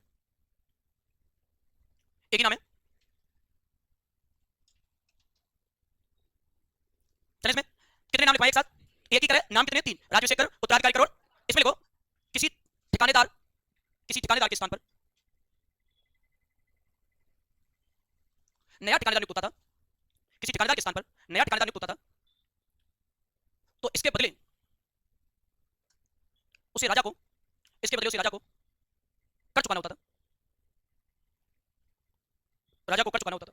ये हो गया। अब इनको यही करे पेशकशी और यही करे कौन सा? नजराना। बस इतना याद करना है, पेशकशी कहते हैं मारवाड़ में और नजराना कहते हैं जयपुर और उदयपुर में। इसका तो नोट लगाएंगे या नोट रहने दो, नजराना डालो सीधे, नजराना, नजराना, नजराना में लिखना, जयपुर और उदयपुर में उत्तराधिकारी कर को कहते थे, जयपुर और उदयपुर में उत्तराधिकारी कर को कहते थे। फिर पेशकशी, पेशकशी कर, पेशकशी में लिखना, मारवाड़ में, मारवाड़ में, मारवाड़ में उत्तराधिकारी कर को कहते थे, मारवाड़ में उत्तराधिकारी कर को कहते थे। ये हो गए सारे सारे कर। अब आपको पता रहेगा पहले से कि कौन सी चीज मैं बोलूंगा उसके बाद कौन सी आपको पढ़नी है। इसके अलावा दो शब्द और रह जाते हैं जिनको अपने को पढ़ना है। क्यों पढ़ना है? क्योंकि वो तो आपके बार बार आएंगे। एक लाटा प्रथा और एक कुत्ता प्रथा। अब इसको समझो एक बार, सबसे इंपॉर्टेंट तो यही है, लाटा प्रथा, कुत्ता प्रथा। दो टाइप की फसल होती है, एक खेत है मान लो, एक तो होती है उसमें कोई फसल खड़ी है और एक फसल कटी हुई है, कटी हुई है। ऐसा कर जो खड़ी फसल पर लिया जाएगा और ऐसा कर जो कटी फसल पर लिया जाएगा। कटी कुत्ता, कटी क्या होता है? लाटा कुत्ता में केवल इतनी चीज याद रखनी, एक तरह से जो कटी फसल पे, एक तरह से जो खड़ी फसल पे। तो कुत्ता यानी कटी फसल, लेकिन आपको ये लॉजिक लगाना है कि उल्टा करना है, कटी से कुत्ता ना लगाकर आपको कटी से क्या पढ़ना है? लाटा। तो जो कटी फसल पे लिया जाएगा वो तो कौन सा है? लाटा। और खड़ी फसल पे लिया जाएगा वो, क्योंकि आप लॉजिक लगाओगे कुत्ता यानी कटी फसल, लेकिन आपको लॉजिक लगाना उल्टा करना है। आपको कुत्ता कटी पर नहीं, कुत्ता काय पे? खड़ी पे। तो उल्टा करना है, ये लॉजिक याद करने का। तो मैं आपसे लाटा पता क्या है, तो खड़ी फसल पे कर, कटी फसल पे। कुत्ता है कटी फसल पे कर, कटी फसल पर कर, और कुत्ता है खड़ी फसल पर कर, खड़ी फसल पर कर। ये दोनों चीजें आप याद रखोगे, ये याद कर लिए तो मान लो ये शब्दावली आपको ज्यादा इंपॉर्टेंट है। छठून से नीचे जितनी भी कराई है वो सारी इंपॉर्टेंट है, छठून से नीचे जो पेपर में आई है। ऊपर वाली छठून से ऊपर वाली पेपर में इतना नहीं आई। लाभ तो भी आता है, लाभ का क्या होता है? तो अतिरिक्त कर वसूली को कहते हैं लाभ। अब मैंने आपको खूब सारे कर आपको बता दिए, जिनमें मैं आपको सबसे ज्यादा फोकस जो कराऊंगा वो सबसे ज्यादा, एक तो छठून, एक गनी मराठ, एक आएगा छठून, एक आएगा गनी मराठ, एक आएगा चौरीकर और एक आएगा लाटा और कुत्ता। इन पे ज्यादा फोकस करना है। मैं आपसे छठून का क्या है, तो क्या छठून? सामंतों द्वारा राजा को अपनी आय का 1/6 भाग देना करके क्या कहलाएगा? गनी मराठ युद्ध के दौरान जनता से वसूला जाने वाला क्या कहलाएगा? अच्छा मैं आपसे कहूं किसानों की लड़की की शादी पर लगाया जाने वाला कर, फिर मैं आपसे कहूं कटी फसल पे कर कौन सा? खड़ी फसल पे कौन सा? याद रहेगा? फिक्स चीज। राजकुमार की शादी होगी तो कौन सा होगा? नया जागीरदार बनेगा तो कौन सा? तलवार बंधाई, उत्तराधिकार, राज्याभिषेक। जैसे मारवाड़ में क्या कहते हैं? पेशकशी। जयपुर और उदयपुर में क्या कहते थे? खत्म हो जाएगा। अब अपन स्टार्ट कर सकते हैं। अब आप रिटर्न देखो, ये मैंने आपको आंदोलन के नाम लिख रखे हैं। आंदोलन में इसमें एक लाइन आएगी बस, क्योंकि पहला आंदोलन है। उसके बाद बिजोलिया खूब सारा विस्तार में, बिजोलिया खूब सारा मैटर पड़ा होता है। 44 साल का किसान आंदोलन में आपको बिजोलिया पड़ा हुआ है। तो यहाँ क्या करेंगे, सबसे पहले जो आंदोलन स्टार्ट करेंगे वो जाट विद्रोह, जाट किसान आंदोलन। और जाट किसान आंदोलन राजस्थान का सबसे पहले होने वाला किसान आंदोलन था। एक लाइन आएगी बस देखो, जाट किसान आंदोलन। सबसे मेन बात ये कहां और कब हुआ, बस एक घटनाक्रम याद रखनी है, बस एक लाइन याद रखनी है बस। जून 1880 में मात्र कुंडिया राजपूत चित्तौड़गढ़ में हुआ, जुलाई के अंत में अंत हो गया, 1 महीने चला, इसलिए राजस्थान में सबसे पहले किया जाने वाला किसान आंदोलन का दर्जा प्राप्त है। बाकी प्रक्रिया कुछ नहीं, एक ही लाइन आएगी। तो एक लाइन मेरे साथ रहेंगे, जून 1880 जाट किसानों द्वारा, जाट किसानों द्वारा मात्र कुंडिया राजमी चित्तौड़गढ़ में हुआ, जो जुलाई 1880 समाप्त हो गया। बस एक लाइन है, किस जाति के द्वारा किया गया, जाट जाति के किसानों के। और ये राजस्थान का पहला किसान आंदोलन, राजस्थान का पहला किसान आंदोलन था। ये राजस्थान का पहला किसान आंदोलन था। ये केवल 2 लाइनों के लिए पढ़ा जाता है, बाकी मैटर क्लोज। इसके बाद अपन बिजोलिया पढ़ेंगे, बिजोलिया थोड़ा विस्तार है, तो बिजोलिया में मेरे को बहुत सारी चीजें पढ़नी होती है। रासमी जगह का नाम चित्तौड़गढ़ में, चलेगा आगे, अरे चलेगा। तो राजस्थान का पहला किसान आंदोलन बताओ कहां हुआ था, कब हुआ था, कब खत्म हुआ, अरे कब हुआ खत्म, क्या खत्म हुआ, किस जाति के किसान थे, कहां के थे, कहां के थे, मात्र कुंडिया वाले, कहां के थे, कौन थे, क्या किया था, कब किया था, खत्म कब हो गया, कितने दिन चला, कितने दिन चला राजस्थान का पहला किसान आंदोलन, खत्म हो गया ना। अब चलेगा बिजोलिया की तरफ। चलिए, बिजोलिया ही इंपोर्टेंट है, तो अपने को बिजोलिया पे फोकस करना है। पहले मैं आपको शॉर्ट फॉर्मेट में बनाऊंगा उसका, कि आपके पास 2 मिनट है, आपको पूरा आंदोलन पढ़ के जाना है। तो कैसे अपने को पढ़ना है, 2 मिनट में पूरा आंदोलन, उसके बाद उसे पढ़ने में पूरा 1 घंटा लगेगा। चलिए करिए स्टार्ट। देखिए अब यहाँ से अपना पहला आंदोलन सबसे ज्यादा पढ़ा है, पढ़ने में भी, कार्यकाल में भी, विस्तार में भी, मैटर में भी, समय आगे सबसे ज्यादा। तो सबसे पहले मैं आपसे ये कहूंगा, पहले अपन इसका शॉर्ट फॉर्मेट पढ़ाएंगे। मैंने डाल दिया बिजोलिया किसान आंदोलन, बिजोलिया किसान आंदोलन।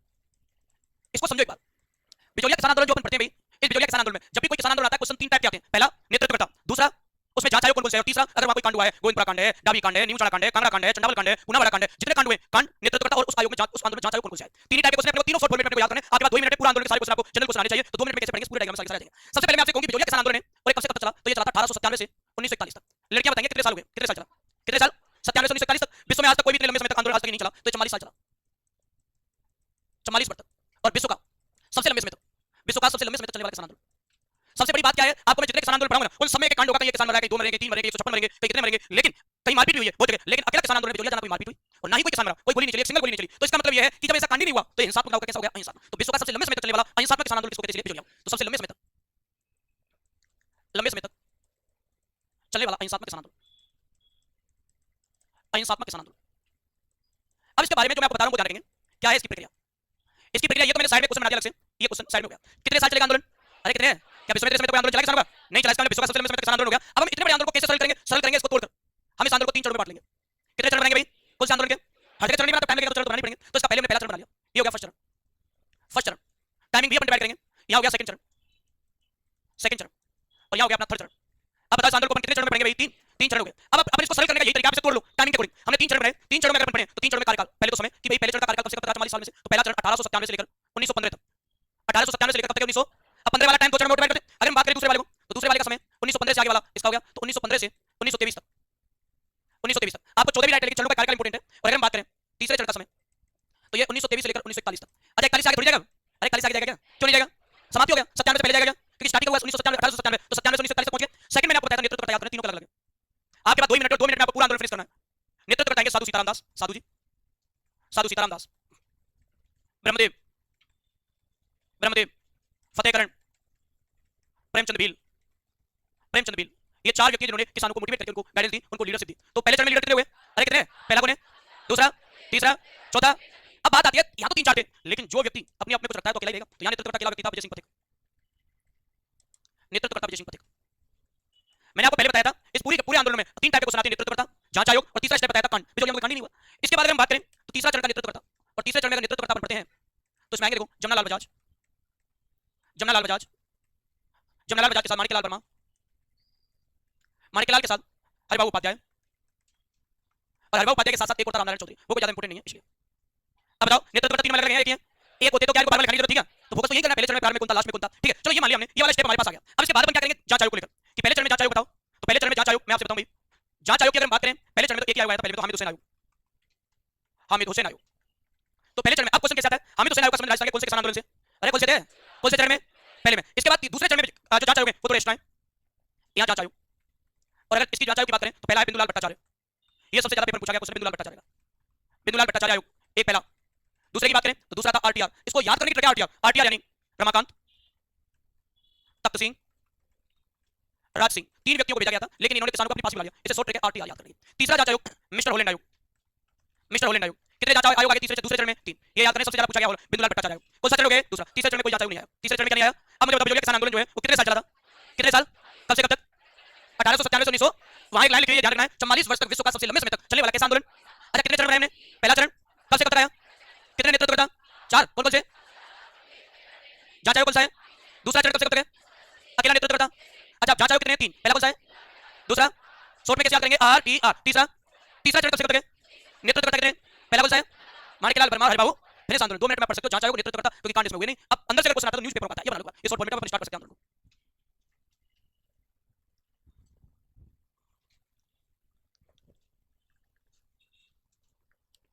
कॉपी सीधी में नहीं आया तो आड़ी कर लेना थोड़ी देर के लिए, सब कुछ मैनेज हो जाएगा। लेकिन आप वही काम करो जितना बताया जाता है ना, जितना दिखाया जाता है बताया जाता है।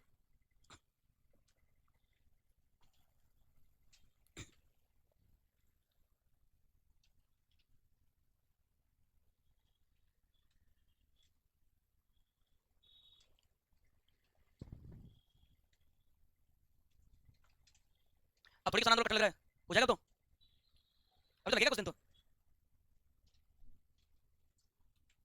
दूसरी शादी करने पे कौन सा कर लिया जाता है? हाँ तो समझ जाएंगे नाता। और राजकुमारी की शादी पे कौन सा? किसानों की लड़की की शादी पे कौन सा है? जागीरदार राजा को देंगे तो छठों कौन सा? अच्छा खड़ी फसल पे क्रॉस करो, क्रॉस खड़ी फसल पे, खड़ी फसल पे कुत्ता क्रॉस करो। मैंने ये तो बताया लॉजिक बताया, इसलिए खड़ी फसल पे कुत्ता और कटी फसल पे लाटा। तो कुत्ता को कटी पर नहीं उल्टा करना है, ये लॉजिक है। थोड़ी हैबिट में आ जाएगा, अभी पहली बार पढ़ रहे हो इसलिए हैबिट नहीं।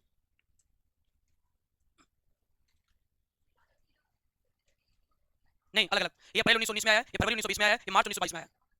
हाँ तीनों एक साथ आए थे। आयोग ने आरटीआर आयोग कहते हैं, इसमें भी 3 सदस्य थे आयोग में भी। इसमें खूब सारे आए थे, देखो ये था सबको गिराया था, ट्रैक्टर में डाला था सबको। चलो ढंग से करेंगे जो भी करेंगे। कौन सा बताओ? मैं बताता हूँ ये वाला। हामिद हुसैन आयोग, साधु सीताराम दास, ब्रह्मदेव, फतेहकरण, प्रेमचंद बिल।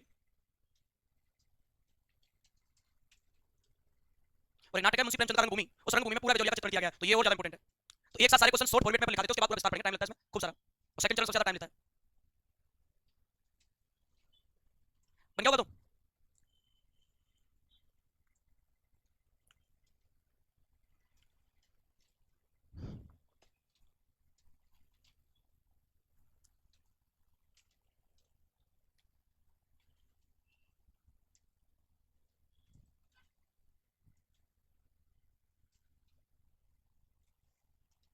चले तो नीचे नोट लगा लो छोटा सा, सारी चीज आ जाएंगी जिन्हें आप कम टाइम में पढ़ सकते हो एग्जाम टाइम में।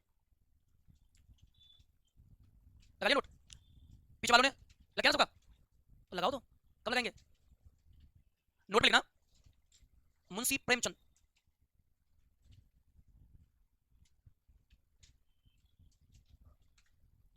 ने नाटक रंगभूमि में, मुंशी प्रेमचंद ने नाटक रंगभूमि में बिजोलिया किसान आंदोलन का चित्रण किया है। नाटक रंगभूमि में बिजोलिया आंदोलन का चित्रण किया है। बिजोलिया आंदोलन का चित्रण किया।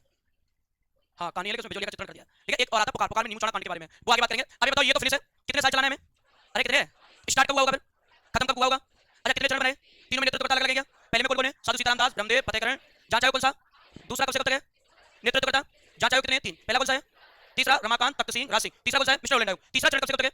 और यहाँ बात करें तो नेतृत्व करता कौन है? जमनालाल आजाद, माणिकलाल वर्मा, हरिबाबू। फिनिश है, अब चल सकते आगे। अब देखिए आगे, यहाँ पर बिजोलिया किसान आंदोलन का विस्तार करने वाले हैं। तो क्या है विस्तार इसका? बिजोलिया किसान आंदोलन। अच्छा राजस्थान में सबसे पहले किसान आंदोलन कहाँ हुआ था? किस जाति के किसानों द्वारा? कब हुआ था? खत्म कब हुआ? हो गया ना होशियार? होशियार हो गया ना? अब देखो, अब देखेंगे आगे। 1 घंटे में होशियार हो गए? हाँ सर। अब देखिए आगे, सबसे पहले अपन बिजोलिया को लेकर बात करें। मैंने एक शब्द लिख दिया बिजोलिया। बताओ बिजोलिया कहाँ है? कहाँ है बिजोलिया? और मैं आपसे कहूंगा अगर बिजोलिया भीलवाड़ा में है तो भीलवाड़ा पहले मेवाड़ रियासत में आता था। कौन सी रियासत में? तो इसका मतलब अपन मेवाड़ में पढ़ेंगे बिजोलिया को। तो अगर मैं ये कहूं मैंने एक शब्द लिख दिया बिजोलिया, और बिजोलिया जो जगह है बिजोलिया स्थान, और बिजोलिया स्थान से संबंधित पहले क्वेश्चन को अपन सोल्व कर लेते हैं। पहला पॉइंट क्या आएगा? यह है मेवाड़ रियासत के अंतर्गत था। ध्यान देंगे, यह मेवाड़ रियासत के अंतर्गत आता था। यह मेवाड़ रियासत के अंतर्गत आता था। एक तो पहला पॉइंट तो ये बनेगा कि ये कौन सी रियासत के अंतर्गत आएगा? मेवाड़ के। ठीक है, पहला शब्द तो ये हो गया, ये रियासत के अधीन है। अब मुझे एक बात बताओ, अगर बिजोलिया में कहीं कुछ होगा तो मैं अगर बोलूंगा कि राजा द्वारा, तो राजा कहां माना जाएगा? कहां राजा होगा? तो मेवाड़ के राजा के अधीन। मेवाड़ का मैं राणा कहूंगा तो राणा भी होंगे। अब इसके बाद बात आती है बिजोलिया।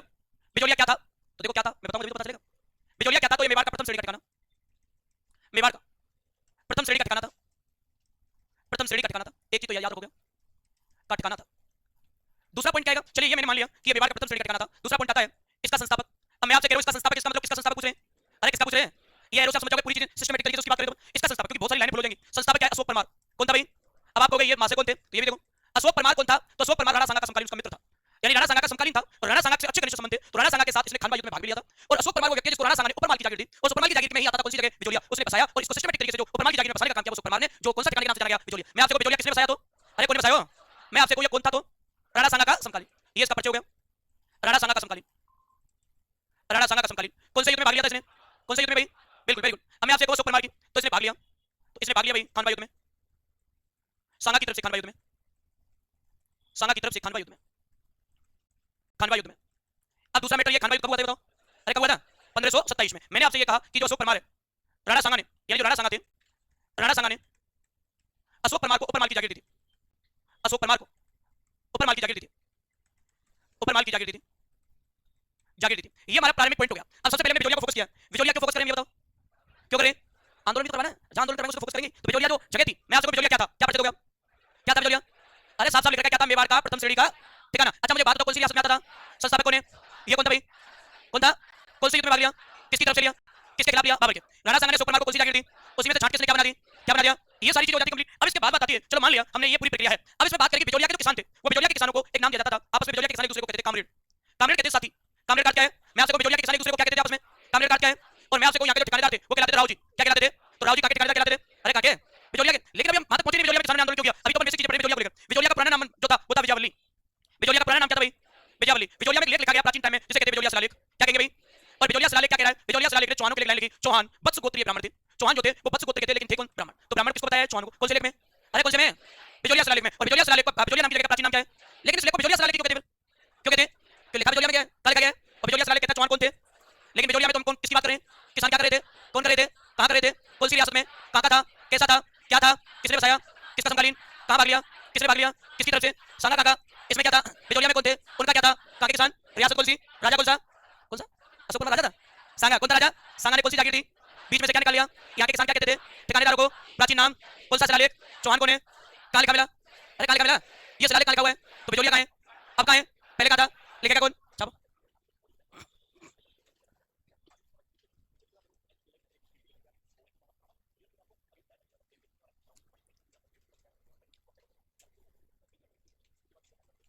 फास्ट। मैंने आपको पहले बताया टाइम कम है, और टाइम कम है, और इसलिए तो टाइम से काम चलेगा मसाले से, इसलिए थोड़ा फास्ट।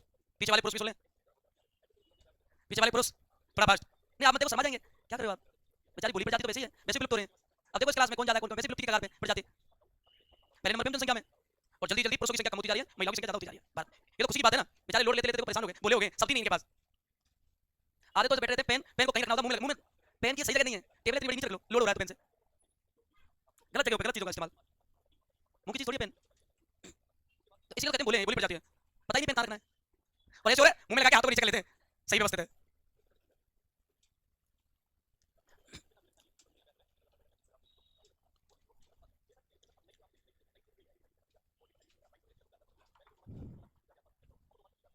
चले बना लो, खुद बनाओगे लिखोगे तो जल्दी याद होंगी चीजें।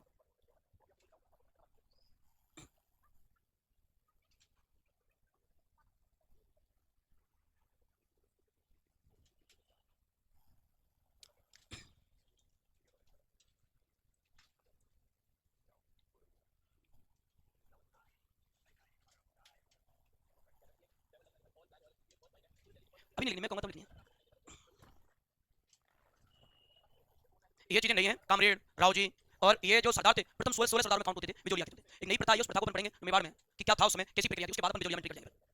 बन गया? चलिए आगे। अब देखो यहाँ इसमें एक्स्ट्रा चीजें जोड़ेंगे नीचे नेक्स्ट लाइन से। अच्छा बताओ आपस में किसान एक दूसरे को क्या कहते थे? कामरेड कार्ड क्या होता है? Very good. यहाँ के ठिकानेदार क्या कहलाते थे? राव जी। देखो यहाँ के किसान आपस में बोलते थे कामरेड, कामरेड कार्ड होता है साथी। इसके बाद बताते हैं यहाँ के जागीरदार कहलाते थे राव जी। और मैं आपसे कहूँ बिजोलिया का पुराना नाम क्या था? विजयवल्ली। अब हो रहे ना सर, बिजोलिया का पुराना नाम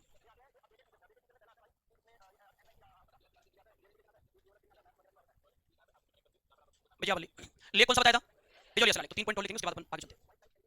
और बिजोलिया शिलालेख में क्या लिखा हुआ मिला है? चौहान वत्स गोत्रीय गुरुभद्र नाम का लिखता उसने लिखा, लुलाक नाम का व्यक्ति था उसने करवाया, और ये बताते इसको पढ़ा गया संस्कृत भाषा में लिखा हुआ है 1170 में सोमेश्वर चौहान के काल में। नीचे उसको नोट लगा के लिखेंगे, उस लाइन को जस्ट नीचे लिखना, बिजोलिया से संबंधित सारे शब्द आ जाएंगे, जस्ट नीचे नोट लगाओ, बना लिया नोट, नोट में लिखो बिजोलिया शिलालेख, बिजोलिया शिलालेख में चौहानों को वत्स गोत्रीय ब्राह्मण, चौहानों को वत्स गोत्रीय ब्राह्मण कहा गया, चौहानों को वत्स गोत्रीय ब्राह्मण कहा गया।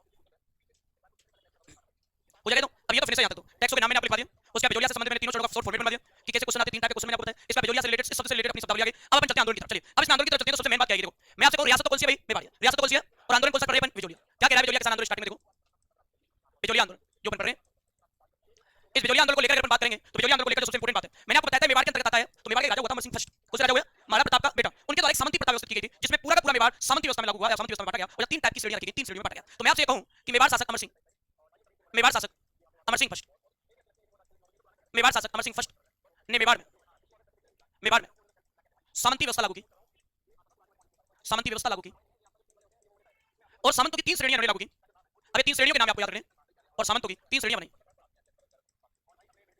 सामंतों की 3 श्रेणियां बनाई, सामंतों की 3 श्रेणियां कौन कौन सी थी, तो मेवाड़ में आपको नाम याद रखना है 16, 32 और इससे ऊपर से अगर कोई सामंत होगा तो गोल। अब मैं आपसे कहूं मेवाड़ में सामंती प्रथा की कितनी श्रेणियां थी, 3, क्या क्या नाम थे, 16, 32 गोल। आपसे पूछा जाए 16, 32 गोल क्या है, तो आज तक केवल इतना पूछा गया 16, 32 गोल क्या है, तो मेवाड़ में सामंती प्रथा क्या है, कितनी श्रेणी में सामंत बांटे गए, 3, कौन कौन से, 16, 32 गोल, याद रहेगा क्या। इनमें मैं आपसे कहूं 16 सरदारों में स्थान किसका था, बिजोलिया का, यानी पहली जो श्रेणी है तो ये हो गई प्रथम श्रेणी, ये हो गई सेकंड श्रेणी और ये हो गई थर्ड श्रेणी। तो मैंने आपसे कहा लिखा रखा है कि मेवाड़ का प्रथम श्रेणी का ठिकाना कौन सा था, बिजोलिया। इसका मतलब कितने सरदारों में कौन से पैटर्न में आएगा, 16 पहली श्रेणी में, तो अपन कह सकते हैं यहां से मेवाड़ बिजोलिया, बिजोलिया प्रथम 16 सरदारों में, प्रथम 16 सरदारों में आता था, प्रथम 16 सरदार में आता था, पहली श्रेणी। आप प्रथम श्रेणी कह दो, तो या तो आप ऐसे कह दो प्रथम श्रेणी या 16 सरदार में, तो पहली श्रेणी तो आप देख लो 16। अच्छा मुझे बताओ बिजोलिया में राजा रहेगा ठिकानेदार रहेंगे, कौन रहेगा, मैंने आपको बताया सामंत हो गया, जागीरदार हो गया, ठिकानेदार हो गया, ये आपको याद रखने। तो यहाँ बिजोलिया में क्रम से ठिकानेदार, तो बिजोलिया में क्रम से ठिकानेदार, तो अपन बात करें भाई बिजोलिया में क्रम से ठिकानेदार कौन थे, तो ये आप ध्यान रखोगे बिजोलिया में क्रम से ठिकानेदार आपको याद होना चाहिए क्रमानुसार कि किसके बाद कौन बना, पहले कौन था। तो मैं आपको बहुत आगे से याद करवा रहा हूं। सबसे पहले केशवदास, केशवदास के बाद बना गोविंददास, गोविंददास, गोविंददास के बाद बना कृष्ण सिंह, कृष्ण सिंह के बाद बना पृथ्वी सिंह, पृथ्वी सिंह के बाद उसका बेटा केसर सिंह, और केसर सिंह के अल्पायु होने के कारण सरकार ने हटा दिया और इसकी जगह बना दिया अमर सिंह को। ये हमारा पैटर्न हो गया। अब मुझे एक बात बताओ, ऐसा मेवाड़ का राजा जिसने पूरे पूरे राज्य को सामंती श्रेणी में बांट दिया, तो कौन होगा। इस प्रथा को, और ध्यान रखना इस प्रथा को अमरशाही प्रथा कहा गया। आपसे ये भी पूछ लिया जाए इस प्रथा को क्या नाम दिया, अमर सिंह के नाम पे, इस प्रथा को अमरशाही प्रथा का, अमरशाही प्रथा का, अमरशाही प्रथा का या अमरशाही व्यवस्था का इसको नाम भी दिया गया। इसके बाद मैं आपसे कहूं मेवाड़ के राजा ने कितनी श्रेणियां बांटी, सामंतों की मेवाड़ में 3, 16, 32 गोल। प्रथम श्रेणी में 16 सरदार में किसका नाम आता था, बिजोलिया। बिजोलिया में क्रम से ठिकानेदार को पहला कौन सा था, दूसरा, तीसरा, चौथा, पांचवा, छठवां। किसानों और इन दो ठिकानेदारों के संबंध बहुत अच्छे, ठिकानेदारों के किसानों में बहुत अच्छा तालमेल था। आंदोलन किससे स्टार्ट हुआ है, इसके कारण स्टार्ट हुआ कि इन दोनों का बहुत अच्छे संबंध किसानों से, किसानों इनके इतने संबंध कोई समस्या ही नहीं थी, और इन दोनों का तो मराठों के आक्रमण के समय किसानों ने इनका साथ भी दिया था, साथ युद्ध लड़े थे। समस्या कहां से आई, ये बनाइए बात। अब आंदोलन की तरफ चलते हैं। पहले मैंने फॉर्मेट बना दिया, इसके बाद क्योंकि समस्या ही नहीं आएगी, क्योंकि पैटर्न इनका चल रहा है कोई आजकल, और बिजोलिया में सारी किसान ताकत जाती है।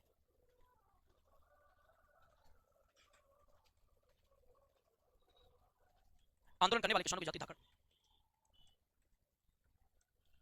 आंदोलन करने वाले किसानों की जाति थी धाकड़, तो धाकड़ जाति के किसान थे जिन्होंने आंदोलन किया था। ये स्टार्टिंग की सारी प्रक्रिया हो जाती है। सीधे अपन कारण पढ़ेंगे कि आंदोलन का कारण क्या था, उसके बाद सीधे पहले चरण में एंट्री करेंगे। पहला चरण कब है, मॉडर्न हिस्ट्री को डीपली पढ़ाया जाएगा। मॉडर्न हिस्ट्री का वेटेज बहुत अच्छा रहता है हिस्ट्री के एग्जाम में, इसलिए इतना डीपली आपको पढ़ाया जा रहा है इस टॉपिक को। इसका क्रांति पढ़ेंगे और ज्यादा डीपली 1857 की, उसके बाद प्रजामंडल पढ़ेंगे बहुत ज्यादा डीपली। इसमें थोड़ा इंपोर्टेंट लगा चलना सारे लोग कि मेवाड़ में श्रेणियां सामंतों की कितनी थी। चलिए 16 32 गोल का पूछा जाए क्या है, तो मेवाड़ में सामंती प्रथा है। और राजवी जो प्रथा थी वो भी सामंती प्रथा मारवाड़ में थी। राजवी वो मेवाड़ मारवाड़ जैसे आएगा, मारवाड़ पढ़ेंगे। युद्ध के समय कौन सा कर लिया जाता था, कौन सा, और राजकुमारी की शादी पे और किसानों की लड़की की शादी पे, कटी फसल पे क्रॉस करो, लाटा कटी पे और खड़ी पे कुत्ता, खड़ी पे कौन सा, कोई महिला कुत्ता नहीं। और मैं आपसे कहूं भाई तीन नजराना क्या है, तो जयपुर उदयपुर काल कारीगर और पेशकशी। मारवाड़ में छठून ठिकानेदार जो राजा को देगा बेटे 6 भाग। इसका सारी चीजें याद रहेंगी आपको, बना दो। मैं आपसे कहूं 16 32 और गोल क्या है, सामंती प्रथा कौन सी रियासत में किसने चलाई, इस प्रथा को क्या कहते हैं, अमरशाही प्रथा। तो इसी के द्वारा तो आपसे कभी पूछा जाए मेवाड़ में सामंतों की कितनी श्रेणियां थी, तो 3, कितनी श्रेणियां थी, और मारवाड़ में 4, मारवाड़ पढ़ेंगे, मारवाड़ के सामंत चलेगा आगे। तो 16 सरदारों में कहने का क्या आप ये बताओ पहले, तो पहली श्रेणी है देखो, अरे श्रेणी पहली श्रेणी का नाम क्या है, तो 16 सरदार में तो आएगा, पहली श्रेणी 16 लिखा हुआ है। तो सेकंड श्रेणी में, दूसरी श्रेणी बता दो कितने सरदार में, और तीसरी श्रेणी बता दो। ऐसे नहीं गोल है तो गोल गोल होते थे, गोल मटोल भी नहीं बन गया क्या। चलिए नेक्स्ट, अब मुझे बताओ किसानों की जाति बिजोलिया में कौन सी जाति थी, जिन्होंने आंदोलन किया वो किसान किस जाति के, कब से कब तक चला आंदोलन, 1841 1900, 1897 से 1900, कितने साल। हिंसात्मक क्या, हिंसात्मक, हिंसात्मक का क्या अर्थ है, कांड नहीं हुआ, सीधे सीधे बोल दिया कोई कांड नहीं हुआ था, ना कोई लाठी चली ना कोई गोली चली। बाकी सारे किसान आंदोलन लाठी और गोलियां चलेंगी, कहीं लाठी चली तो कहीं गोलियां चली नहीं, ऐसा नहीं था बेटे। आंदोलन किया लेकिन हिंसात्मक नहीं हुआ। हिंसात्मक इसलिए नहीं हुआ कि लोग गांधी को मानने वाले ज्यादा थे, माणिकलाल वर्मा हो गए, हरिभाऊ उपाध्याय हो गए, जमनालाल बजाज, साधु सीताराम दास, ये गांधी जी के उसूलों पर चलने वाले लोग थे जिन्होंने हिंसा होने नहीं दी। चले आगे। अब देखिए मैं आपसे कहूं ठिकानेदार का क्रम बताओ, पहला ठिकानेदार कौन है? अरे पहलो, दूसरो, तीसरो, चौथो, पांचवा, छठवां, खत्म। अब देखो इसके बाद जाति किसानों की, किसान आंदोलन क्यों करेंगे? कोई ना कोई कारण होगा, तो पहले कारण पढ़ लेते हैं कि बिचौलिया आंदोलन का कारण। मेरे साथ बनाएंगे पॉइंट को, किसान आंदोलन का कारण। बिचौलिया में किसान आंदोलन का कारण सबसे इंपॉर्टेंट है क्योंकि सब में लगभग सेम प्रकार के यहाँ किसानों से लिए जाते थे 84 प्रकार के तो कर 84 प्रकार के कर, यानी किसानों पर बिचौलिया में कितने कर लगा के थे? 84 कर। इसका बचेगा 84 तो कर ही डाले 100 में से आप बता देख लो 84 तो गए, कितने बच गए? किसान क्या उम्मीद करेंगे? 16 तो बचे कम से कम, 16% तो बचे, लेकिन जागीरदारों की नीयत खराब, उनको तो ये सारा हमें दे दो, बाकी हम देख लेंगे। अब 84 प्रकार के कर, ऊपर से लाग और बाग प्रथा। लाग प्रथा का बता सकते हो आप? लाग क्या होती है? अतिरिक्त कर। बाग क्या होती है? बाग यानी बेकार, बेकार यानी कि बिना पैसे के। इसके बाद आएगा भाई लाटा। लाटा बताओ फिर। कटी पे, कटी पे, कटी पे कूता। ये प्रथाएं थी कौन से ठिकाने में? बिचौलिया में। क्या किसान आंदोलन करने के लिए उपयुक्त होंगे? चार कारण खूबे 84 के अलावा अतिरिक्त कर वसूलने का, बिना पैसे के काम करने का, कटी फसल पे, खड़ी फसल पे, ये दोनों टाइप के करोगे जिसके कारण आवाज उठाई गई और आवाज उठाई गई तो इसको अपन पढ़ेंगे पहला चरण। प्रथम चरण 1897 से 1915, ये पहला चरण अपन पढ़ने वाले हैं। अब पहले तो करेंगे स्टार्टिंग। मुझे बस इतना बताओ किसान पीड़ित है या नहीं है? है क्या? कहां के किसान पीड़ित हैं? किस जाति के किसान पीड़ित हैं? कितने कारण बताए मैंने? अरे कितने कारण? कितने? प्रताप सिंह, चार कारण खूबे आंदोलन के लिए, इसलिए उन्होंने आंदोलन किया। लेकिन इस समय का सामंत था कृष्ण सिंह। कौन था? तो मैं ये कहूं जो पहला चरण था, पहले चरण के समय सामंत, इस समय सामंत, इस समय जो सामंत था, या मैं ठिकानेदार की बात देखिए, इस समय ठिकानेदार कृष्ण सिंह था। अब यहां आगे सुनेंगे, लिखना नहीं सुनना है केवल। अब मुझे एक बात बताओ, किसान आवाज नहीं उठाएंगे तो यह सॉल्यूशन कभी नहीं होना। किसान पीड़ित है, किसान के पास कोई ऑप्शन नहीं है, आवाज उठाएं या कोई ना कोई ऐसा कोई सॉल्यूशन निकले। किसानों ने काफी प्रयास किया लेकिन ठिकानेदार सुनने के लिए तैयार नहीं है। अब सबसे बड़ी समस्या थी, किसानों को क्या लगता था कि शायद राजा को पता ही नहीं है कि हम पीड़ित हैं। एक भ्रम था। भ्रम क्या था? कि शायद राजा को पता चले कि हम पीड़ित हैं, हमारा शोषण किया जा रहा है, तो शायद राजा एक्शन लेकर ठिकानेदार पर लगाम लगा सकता है। लेकिन ठिकानेदारों का इतना ज्यादा वर्चस्व था, इतना ज्यादा भय था कि किसानों की हिम्मत नहीं होती थी कि ठिकानेदार के खिलाफ कोई शिकायत कर दे, क्योंकि ठिकानेदार को साफ-साफ एक ही एजेंडा था, जो शिकायत हमारे खिलाफ ले जाएगा उसका घर जला देंगे, उसके परिवार वालों के साथ मारपीट करेंगे, उसकी फसल नष्ट कर देंगे और घर वालों को चैन से नहीं रहने देंगे, यानी व्यवस्था खराब कर देंगे। तो परिवार और अपनी सलामती के लिए किसान चुपचाप कुछ नहीं करना है, जैसा चल रहा चलने दो। अब अगर इस धमकी से डरेंगे तो फिर आवाज उठाएगा क्यों? और आवाज उठाएगा नहीं तो सॉल्यूशन कैसे होगा? और सॉल्यूशन नहीं होगा तो आप ऐसे ही मरते रहो, ऐसे आप पीड़ित होते रहो, कोई आपकी आवाज कोई दूसरा उठाने नहीं आएगा। बिचौलिया के ठिकानेदार की आवाज को यूपी से थोड़ी आएगा उठाने के लिए, फिर भी आया था विजय सिंह पथिक, यूपी का तक उठा लिया होगा, लेकिन वो बहुत लेट आया। अभी बताते हैं कि तो लोग बाहर के आदमी पर विश्वास भी तो कम करते हैं, नॉलेज पूरे सारी नॉलेज तो वहीं के लोकल व्यक्ति को रहेगी, तो बताते हैं इसके खिलाफ कोई भी आवाज उठाने के लिए तैयार नहीं, किसानों में डर। अब इसने एक और घोषणा कर दी कि पूरे के पूरे बिचौलिया में कहीं भी किसान सभा नहीं करेंगे, पंचायत नहीं करेंगे, इकट्ठे नहीं होंगे, अगर इकट्ठे होंगे तो वो सजा का प्रावधान उनके लिए, ना पंचायत होगी ना सभा होगी। अब सारे किसान इकट्ठे नहीं होंगे तो प्लानिंग कैसे होगी आंदोलन की? तो ये पूरी तरह से उनकी प्लानिंग पर रोक लगा दी। अब इकट्ठे होंगे तो सजा उठा ले जाएंगे, जेलों में डाल देंगे, इसलिए किसान इकट्ठे भी नहीं हुए। अब समस्याग्रस्त ये पूरा ठिकाना, समस्याएं ज्यादा है, टैक्स देने में असमर्थ है, टैक्स नहीं देंगे तो जमीन हड़प लेंगे और देने में असमर्थ है। अब इस पूरे मौके का फायदा उठाने के बाद किसान जब कुछ भी नहीं कर पा रहे थे तो एक ओकेजन आया जहां हम इकट्ठे हो सकते हैं और ठिकानेदार को शक भी नहीं होगा। ऐसा क्या है? तो एक व्यक्ति था गंगाराम, पहले ऐसे ही व्यक्ति होते थे गंगाराम। देखो व्यक्ति का क्या नाम था? गंगाराम धाकड़ का नाम था, गांव का नाम था गिरधारीपुरा। गांव भी ऐसे होते थे पहले। कौन सा पुरा है? गिरधारीपुरा। अब ये गांव हो गया और गिरधारीपुरा गांव में गंगाराम धाकड़ के यहाँ मृत्यु भोज का आयोजन था। इसके पिता के मृत्यु भोज का आयोजन करा था और किसानों ने इस टाइम को, इस पूरे के पूरे अवसर को एक बहुत बड़े मौके के रूप में देखा कि मृत्यु भोज का कारण लगाकर, लॉजिक लगाकर हम सारे किसान इकट्ठे हो सकते हैं। रीजन इकट्ठे होने का, मृत्यु भोज का अवसर, तुम सारे लोग इकट्ठे हो जाएंगे तो होने के बाद हम प्लानिंग कर सकते हैं। तो बात है 1897 को और किसानों ने पूरी प्लानिंग कर ली कि हम इस मृत्यु भोज का बहाना बनाकर इकट्ठे होंगे। तो 1897 में गिरधारीपुरा गांव में गंगाराम धाकड़ के यहाँ सारे किसान मृत्यु भोज के अवसर पर इकट्ठे हुए। इन्होंने एकत्रित होकर सभा आयोजित की। अभी जब एकत्रित हुए भाई, एकत्रित होकर इन्होंने देखा कि समस्या कितनी, तो चारों समस्याओं का पूरा एजेंडा रख दिया। अब बात यह है कि सारे किसानों को लगता था कि राणा फतेह सिंह नहीं जानता, यानी मेवाड़ के उसमें राजा थे राणा फतेह सिंह। फतेह सिंह को शायद पता ही नहीं है समस्या क्या है, इसलिए कोई व्यक्ति हमें से जाएगा शिकायत लेकर और राणा फतेह सिंह को बताएगा मेवाड़ के राजा को कि आप सॉल्यूशन कीजिए, आपकी प्रजा, आपके किसान पीड़ित हैं। लेकिन जब ये बात रखी गई तो सारे किसान पीछे हट के जाएगा कौन? क्योंकि ठिकानेदार हमारे साथ बर्ताव जो करेगा वो भीषण बर्ताव होगा, उसको कौन सहन करेगा? तो सारे किसानों ने नीचे नजर कर कुछ पीछे हट गए, हम तो नहीं जा सकते, हमें इनके क्रूर व्यवहार से डर लगता है। कोई जाने के लिए तैयार नहीं था। तो दो किसान आगे आए क्योंकि किसी ना किसी को तो जाना पड़ेगा। एक का नाम था नानजी और एक का नाम था ठाकरे। कितने किसान आगे? अरे कितने? दो किसान आगे आए। इन्होंने कहा किसी ना किसी को तो जाना पड़ेगा, हम जाने के लिए तैयार हैं, शिकायत लेकर होगा जो देखा जाएगा। और नानजी ठाकरे पटेल को नियुक्त किया सभा में और इन्हें भेजा मेवाड़ राणा के पास शिकायत लेकर। और मेवाड़ राणा के पास जब शिकायत लेकर पहुंचे, ये वहां 3 महीने तक रहे। कितने महीने? और वहां जब ये बताते शिकायत लेकर पहुंचे तो इसका कोई वफादार वहां रहता था। इसने खबर पहुंचा दी कृष्ण सिंह को कि बिचौलिया से 2 किसान आए और मुझे कन्फर्म में शिकायत लेकर आए, इसलिए आपके खिलाफ अगर शिकायत सही हुई तो राजा आपके खिलाफ एक्शन लेगा, तो आप अंडरग्राउंड हो जाइए। जैसे पता चला अंडरग्राउंड हो गया, जब तक पूरी तरह से सॉल्यूशन नहीं होगा। तो नानजी ठाकरे राणा फतेह सिंह से मिले, फतेह सिंह से शिकायत की। फतेह सिंह ने कहा देखो मैं एक राजा हूं, न्याय का एक प्रावधान है, न्याय का एक प्रावधान है, न्याय का प्रावधान है जांच। मैं एक पक्ष को सुनकर फैसला नहीं कर सकता, मुझे दोनों साइड सुननी होगी। इसलिए आपने शिकायत की है, पहले मैं जांच करवाऊंगा कि वाकई में आपने जो शिकायत दी है वो सही है या गलत है। अगर जांच आयोग मुझे बताता है कि आपकी शिकायत सही है तो फिर मैं एक्शन लेने के लिए रेडी हूं, ठीक है? तो तब इनको जांच का आश्वासन दिया और फतेह सिंह ने, मैंने आपको पहले चरण में जांच आयोग लिखा है हामिद हुसैन, और एक जांच आयोग भेजा हामिद हुसैन आयोग, और हामिद हुसैन आयोग ने आकर जांच की और जांच में रिपोर्ट दी किसान जो है वो सही है, किसानों ने जो शिकायत की है वो सही है। इसका मतलब मैं कह सकता हूं जो रिपोर्ट दी किसानों के पक्ष में दी, किसान जो समस्या लेकर आए वो सही है। जब राणा फतेह सिंह को बताई गई तो फतेह सिंह से उम्मीद थी किसानों को अब एक्शन लेगा, लेकिन फतेह सिंह ने कोई एक्शन नहीं लिया, कोई कार्रवाई नहीं की। ये किसको पता चला?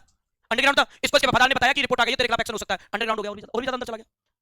अभी बताते इस दौरान 1-2 महीने निकल जाते तो फतेह सिंह ने कोई कोई एक्शन नहीं लिया तो उसके वफादार ने बताया राणा तेरे खिलाफ कोई एक्शन लेने के लिए तैयार नहीं है, कोई कार्रवाई नहीं करेगा, उसने इग्नोर कर दिया किसानों की मांगों को और इसके जांच आयोग की रिपोर्ट को। तो ये सुनने के बाद जब से लगा कि कोई एक्शन लेने के फिराक में नहीं है तो कृष्ण सिंह अंडरग्राउंड से बाहर आया, बाहर आकर ऐलान कर दिया मेरे खिलाफ जो शिकायत लेकर गए उनको पहले सजा का प्रावधान है, पहले मैं किसानों को सबक सिखाना चाहता हूं तो क्रूरता दिखाई किसानों के द्वारा किसानों के खिलाफ और किसानों के साथ मारपीट की और पहली घोषणा की नानजी और ठाकरे पटेल को बिजोलिया से निष्कासित किया जाए हमेशा हमेशा के लिए, ये दिखने नहीं चाहिए, इनको यहां से बिजोलिया से निष्कासित कर दो। तो इन दोनों को बिजोलिया से निष्कासित कर दिया, निराधार कर दिया कि अब ये यहां नहीं रह सकते क्योंकि मेरे खिलाफ शिकायत लेकर गए तो इन्हें निष्कासित कर दिया। और इन सारे के सारे किसानों को ये बताते सबक सिखाने के लिए इसने 1 करोड़ लगा दिया। ये 4 व्यवस्था तो पहले से चल रही है लेकिन ये भोकला गया, गुस्से में आकर इसने 1 करोड़ लगा दिया 1903 में चबरी कर। बताओ चबरी कर क्या है? लड़की की शादी पर किसानों द्वारा दिया जाने वाला कौन सा करे? अरे कौन सो है? चबरी कर। तो मैं आपसे कहूं कि ये चरण जो पहला है इसमें ठिकानेदार कौन था, राजा कौन था, व्यक्ति कौन सा था, गांव कौन सा था, अफसर कौन सा था, बात कब की है, कौन हुए थे, कौन हुए थे, क्या हुए, कितने किसान नियुक्त किए, पहला कौन सा है, दूसरा कौन सा है, शिकायत लेकर किसके बाद, राणा कौन सा था, जांच आयोग कौन सा आया, कार्रवाई हुई थी क्या, किनको निकाल दिया और गुस्से में आकर 1903 में कौन सा कर लगा दिया? पहले से कारण नहीं, एक कारण और बढ़ गया, किसान भूख लगे, किसानों ने अपनी लड़कियों की शादी करना बंद कर दिया, नहीं करेंगे। लड़कियों ने शादी करना, लड़कियों की किसानों ने 2 साल तक लड़कियों की शादी नहीं की, 1903 से लेकर 1905 तक। कब तक? कितने साल? किसकी संख्या ज्यादा बढ़ेगी? अनमैरिड लड़कियों की, कवारे सॉरी कवारी लड़कियां। वेट कौन कर रहे थे? पुरुष। वो कह रहे थे क्या चल रहा है? तो ये बताते हैं कि इस दौरान 200 लड़कियां, विवाहित लड़कियां पूरे ठिकाने में, ऐसी लड़कियों की संख्या 200 हो गई जो विवाहित थी लेकिन किसानों ने टैक्स के कारण, विरोध करने के कारण शादी नहीं की।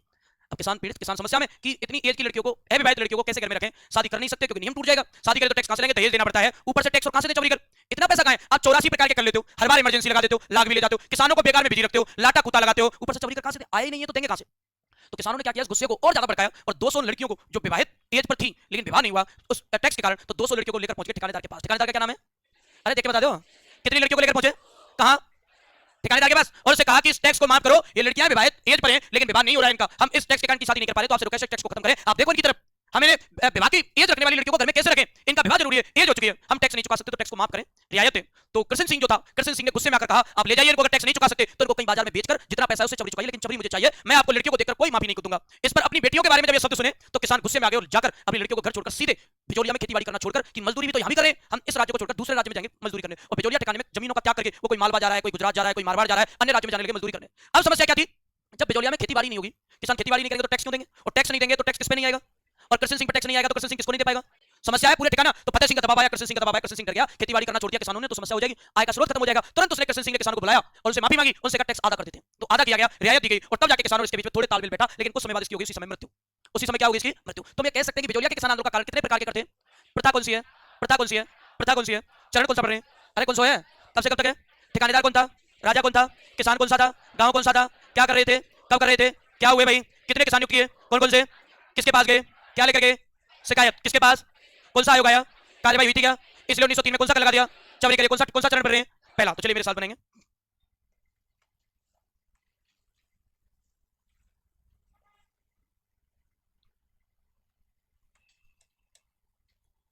इस समय मेवाड़ शासक,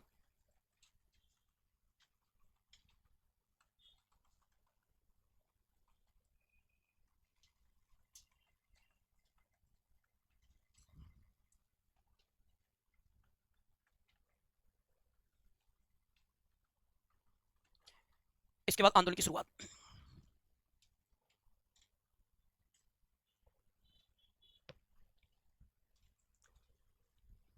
शुरुआत पे पहुंचो, श्री गणेश करवाते हैं, 2.5 घंटा हो गया, श्री गणेश ही नहीं हुआ आंदोलन कभी।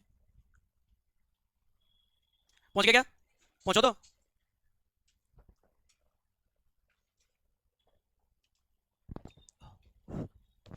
कहां से होगा, चलो ये बताओ शुरुआत आंदोलन की, कहां से होगी आंदोलन की शुरुआत? गंगाराम के कौन से गांव से?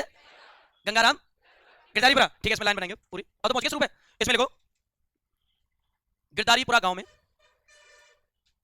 गिरधारीपुरा गांव में गंगाराम ताकड़ किसान के यहां, गिरधारीपुरा गांव में गंगाराम ताकड़ किसान के यहां मृत्यु भोज के अवसर पर सभी किसान एकत्रित हुए, सभी किसान एकत्रित हुए और 2 किसान एकत्रित हुए और 2 किसान नानजी पटेल और ठाकरी पटेल, 2 किसान नानजी पटेल और ठाकरी पटेल को नियुक्त किया। अगली लाइन बनाएंगे, कोई एरो लगा के आगे, नानजी ठाकरी पटेल, नानजी ठाकरी पटेल किसानों की शिकायत लेकर किसानों की शिकायत लेकर मेवाड़ राणा फतेह सिंह के पास गए। मेवाड़ राणा फतेह सिंह के पास गए, जिसने जांच का आश्वासन दिया, जिसने जांच का आश्वासन दिया। अब मेरे साथ बना लो आगे।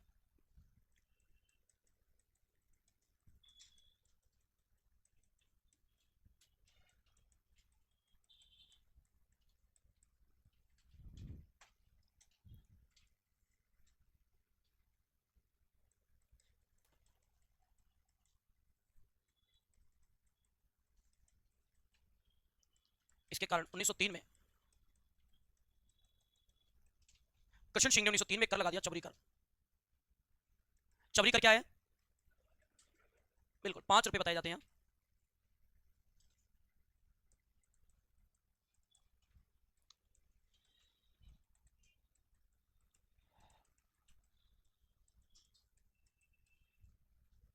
शादी पर 5 रुपए कर।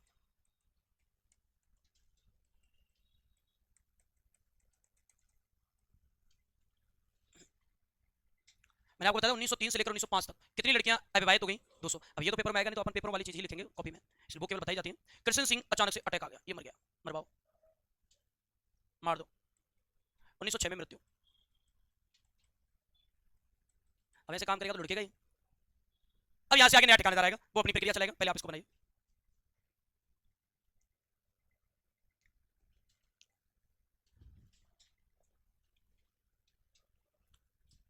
तो मैंने आपको शॉर्ट में पहले हामिद हुसैन आयोग लिखवा रखा कि पहला चरण आएगा, उसमें हामिद हुसैन आयोग आएगा। ठिकानेदारों को मैंने आपको क्रम लिखवा रखा।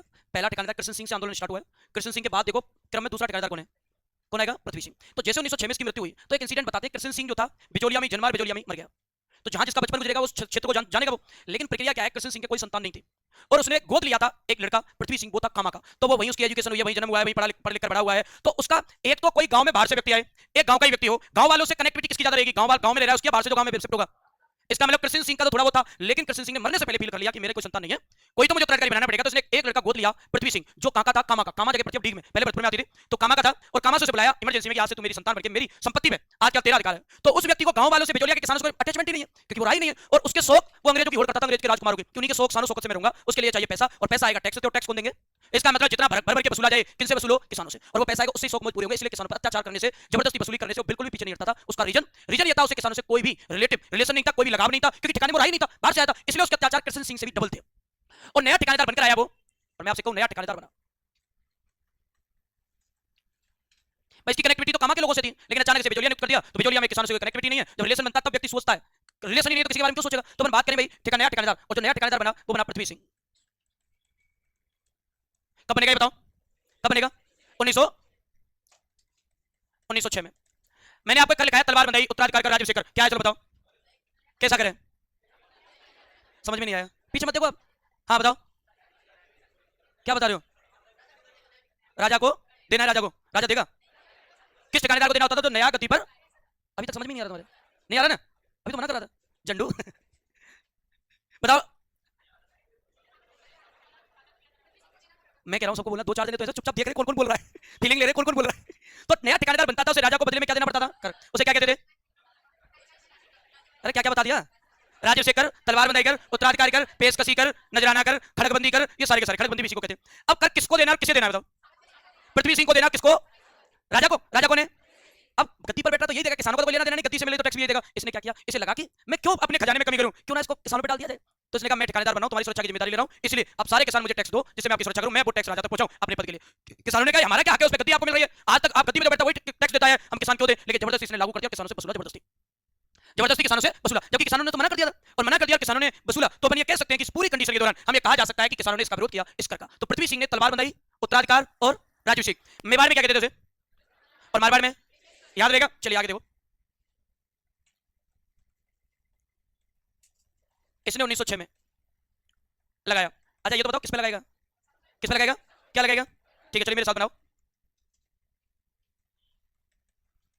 राजभिषेक कर, तलवार बंधाई कर, और तीसरा नाम उत्तराधिकार कर। किसान देने के लिए राजी हो जाएंगे क्या?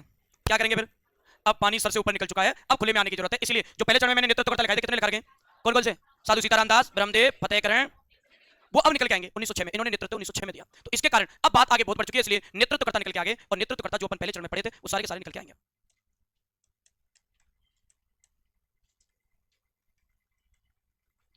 साधु सीताराम दास,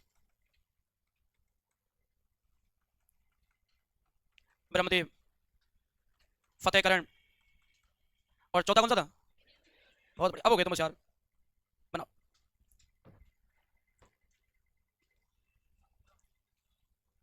बिल्कुल अभी आएगी, सारी बातें आएंगी, सब्र करो थोड़ा। मित्र मंडली बनाई तभी तो आवाज ढंग से उठाई जाएगी।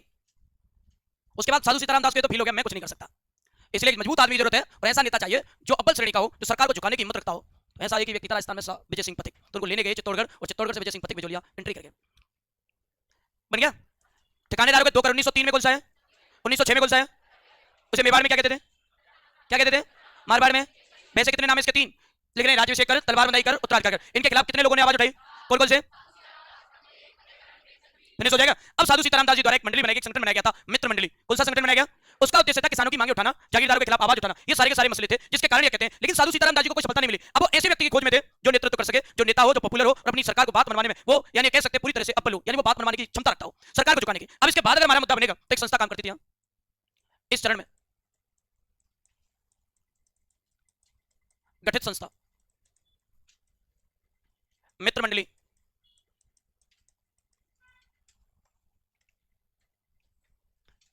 मित्र मंडली बीडी सावरकर द्वारा बनाई गई मित्र मंडली से संबंधित थी, बीडी सावरकर द्वारा बनाई गई थी। तो मित्र मंडली, इसका संस्थापक साधु सीताराम दास, साधु सीताराम दास। और ये बताया जाता है इसका उद्देश्य जागरूकता लाना, किसानों में जन जागृति लाना। अब इस चरण की खास बात क्या है वो देखो। अब ये तो हमारा पहला पैटर्न हो गया स्टार्टिंग का। अब सारे लोग आगे सुनेंगे क्या हुआ था। साधु जी को लग गया कि मैं तो सीताराम हूं, मेरा तो कुछ, मैं तो कुछ करवा नहीं सकता। तो किसको समझ में आ गया? क्या समझ में आया? कि मैं तो सीताराम हूं मैं तो कुछ कर नहीं सकता, इस कारण मैं आवाज उठा सकता हूं, लेकिन मैं इतना प्रभावी आवाज नहीं उठा सकता जिससे कि मैं ठिकाने के जागीरदार को झुकने पे मजबूर कर सकूं। तो ऐसे यह कंडीशन बनी भाई। उस दौरान क्या हुआ, साधु सीताराम दास जी जो थे उनको खोज थी ऐसे किसी व्यक्ति की जो पॉपुलर नेता हो। इसलिए साधु सीताराम दास जी क्या करते हैं, इनको खबर मिली एक सभा हो रही है, एक संस्था थी विद्या प्रचारणी सभा, विद्या प्रचारणी सभा। और विद्या प्रचारणी सभा के संस्थापक थे हरिभाई किंकर।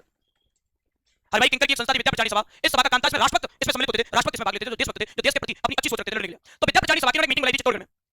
चित्तौड़गढ़ एक सभा बुलाई विद्या प्रचारणी सभा की, और एक सभा चल रही थी। इसका पता चल गया साधु सीताराम दास जी को, और ये सभा में भाग लेने के लिए पहुंच गए चित्तौड़गढ़। चित्तौड़गढ़ में भाग लेने पहुंचे तो इनकी मुलाकात हरिभाई किंकर से हुई। हरिभाई किंकर से उन्होंने कहा कि साहब देखो बिजोलिया में समस्या बहुत ज्यादा है, और बिजोलिया की समस्या सोल्यूशन करने के लिए मुझे बहुत बड़ा लीडर चाहिए, एक पॉपुलर नेता चाहिए जो भारत में अपनी अच्छी क्षमता रखता हो, अच्छा स्थान रखता हो। ठीक है, तो हरिभाई किंकर ने कहा पूरी भीड़ में कोई और नहीं है, लेकिन एक आला लीडर जो वर्तमान विद्यालय में पढ़ा हुआ है, वर्तमान विद्यालय जयपुर में अर्जुनलाल सेठी द्वारा 1907 में जयपुर में स्कूल बनाया गया था, वर्तमान विद्यालय। उस स्कूल में जो लड़के इंटरेस्टेड थे, जो यानी कह सकते हैं राष्ट्रभक्त थे, या जिनको क्रांतिकारी बनाना था, उनके अंदर क्रांतिकारी भावना थी, तो उनको क्रांतिकारी बनाने की ट्रेनिंग दी जाती थी जयपुर के स्कूल में, इसे कहते हैं वर्तमान विद्यालय। और उस स्कूल में पढ़कर जो निकलता था वो क्रांतिकारी बनाया जाता था, ट्रेनिंग दी जाती थी क्रांतिकारी बनने की, जिसमें प्रताप सिंह बारेट पढ़ा, जोरावर सिंह बारेट पढ़ा, विजय सिंह पथिक पढ़ा। ये सारे लोग उस स्कूल से क्रांतिकारी ट्रेनिंग लेकर निकले थे, उन्हें हर चीज की ट्रेनिंग दी जाती थी। तो इस कंडीशन में बात करें तो यहाँ भाग लेने आए थे विजय सिंह पथिक। विजय सिंह पथिक भाग लेने आए, और विजय सिंह पथिक द्वारा भाग लिया गया। तो इस कंडीशन में बताते हैं साधु सीताराम दास की मुलाकात किससे करवा दी। अब पूछा जाता है साधु सीताराम दास और विजय सिंह पथिक की मुलाकात कहाँ हुई थी? कहाँ हुई थी? अरे कहाँ भाई, क्या हुई, किसने कर भाई, कौन सी सभा थी, मीटिंग कहाँ चल रही थी, किसके द्वारा बनाई गई संस्था थी, पंचायत कहाँ चल रही थी, भाग लेने कौन गए बिजोलिया से, इधर से भाग लेकर कौन आए, दोनों की क्या हो गई। अब विजय सिंह पथिक से जब मिले तो उन्होंने बिजोलिया की समस्या सुनाई कि ये समस्या है, तो अगर आप चाहो तो हमारा सोल्यूशन कर सकते हो, आपका नाम बोल सुना है, पथिक आप चलिए बिजोलिया, आपको इनविटेशन है, बिजोलिया के किसान आप वेट करें और आपके नेतृत्व में बड़ा आंदोलन करना चाहते हैं। विजय सिंह पथिक ने कहा मैं वर्तमान विद्यालय में केवल भारत के हित के लिए लड़ना सिखाया गया है, अगर जरूरत है किसानों को तो विजय सिंह पथिक जरूर बिजोलिया आएगा, और बिजोलिया जाने के लिए तैयार हो गए। अब पूछा जाता है कि विजय सिंह पथिक को बिजोलिया किसके द्वारा बुलाया गया था, या मेरे को विजय सिंह पथिक बिजोलिया किसके कहने पर आए, बिजोलिया के काम मुलाकात हुई थी चित्तौड़गढ़ में और ये आए। लेकिन ये बात है 1915 की, मुलाकात कब हुई है भाई, मुलाकात कहाँ हुई है। लेकिन सबसे बड़ी बात है विजय सिंह पथिक दूसरे चरण में आए, दूसरा चरण 1915 में स्टार्ट हो गया, लेकिन विजय सिंह पथिक आंदोलन से जुड़े थे 1916 में। ये थोड़ा आपको डीपली याद रखना, क्योंकि आप पहले चरण में देखोगे तो मैंने आपको बताया था, पहले दूसरे चरण का अंतर बताया था। यहाँ मैंने आपको पैटर्न बताया कि सेकंड चरण का नेतृत्व करता कौन था, कौन था नेतृत्व करता, लेकिन दूसरा चरण स्टार्ट हुआ।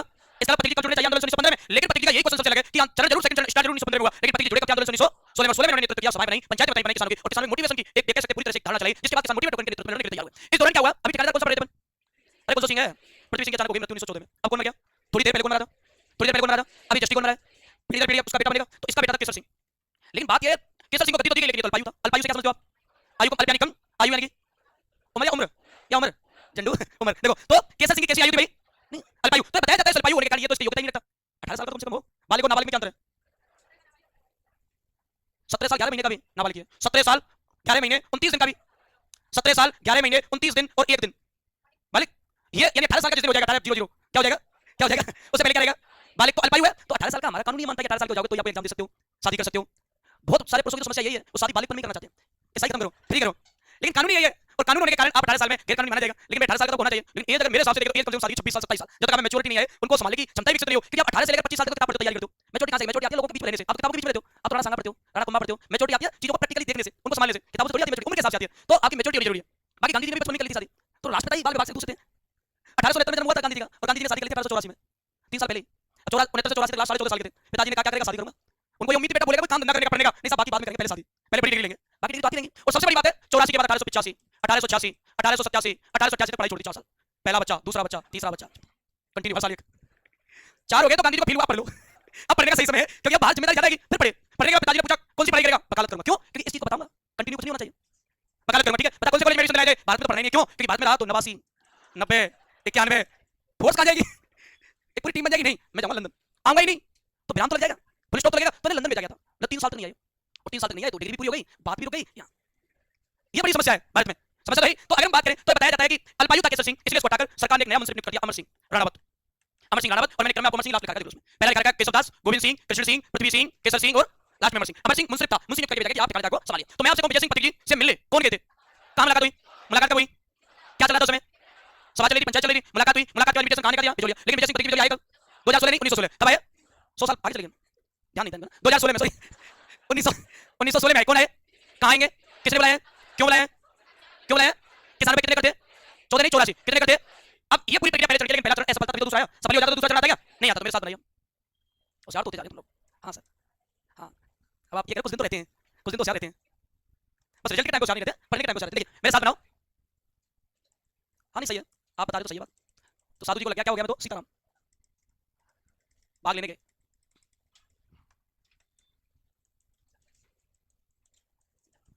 हाँ, विद्या प्रचारणी सभा के सम्मेलन में।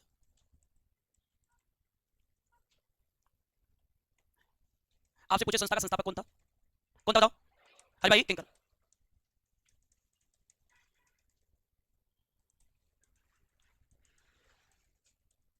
हरिभाई किंकर था।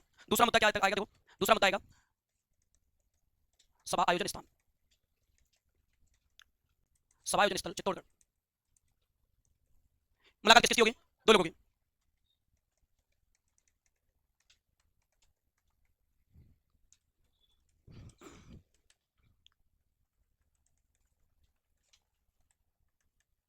और विजय सिंह पटेल की।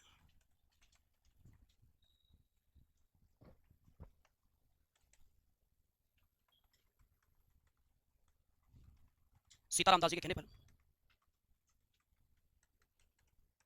पटेल जी बिजोलिया आए। ये पहला स्टार्टिंग का पॉइंट बन गया पूरा।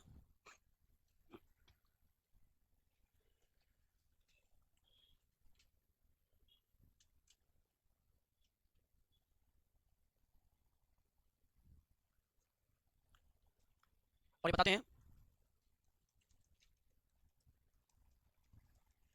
मृत्यु के बाद इनका पुत्र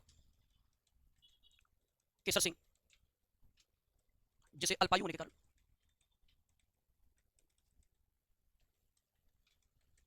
हटाया और मुंसिफ नियुक्त किया अमर सिंह राणावत को।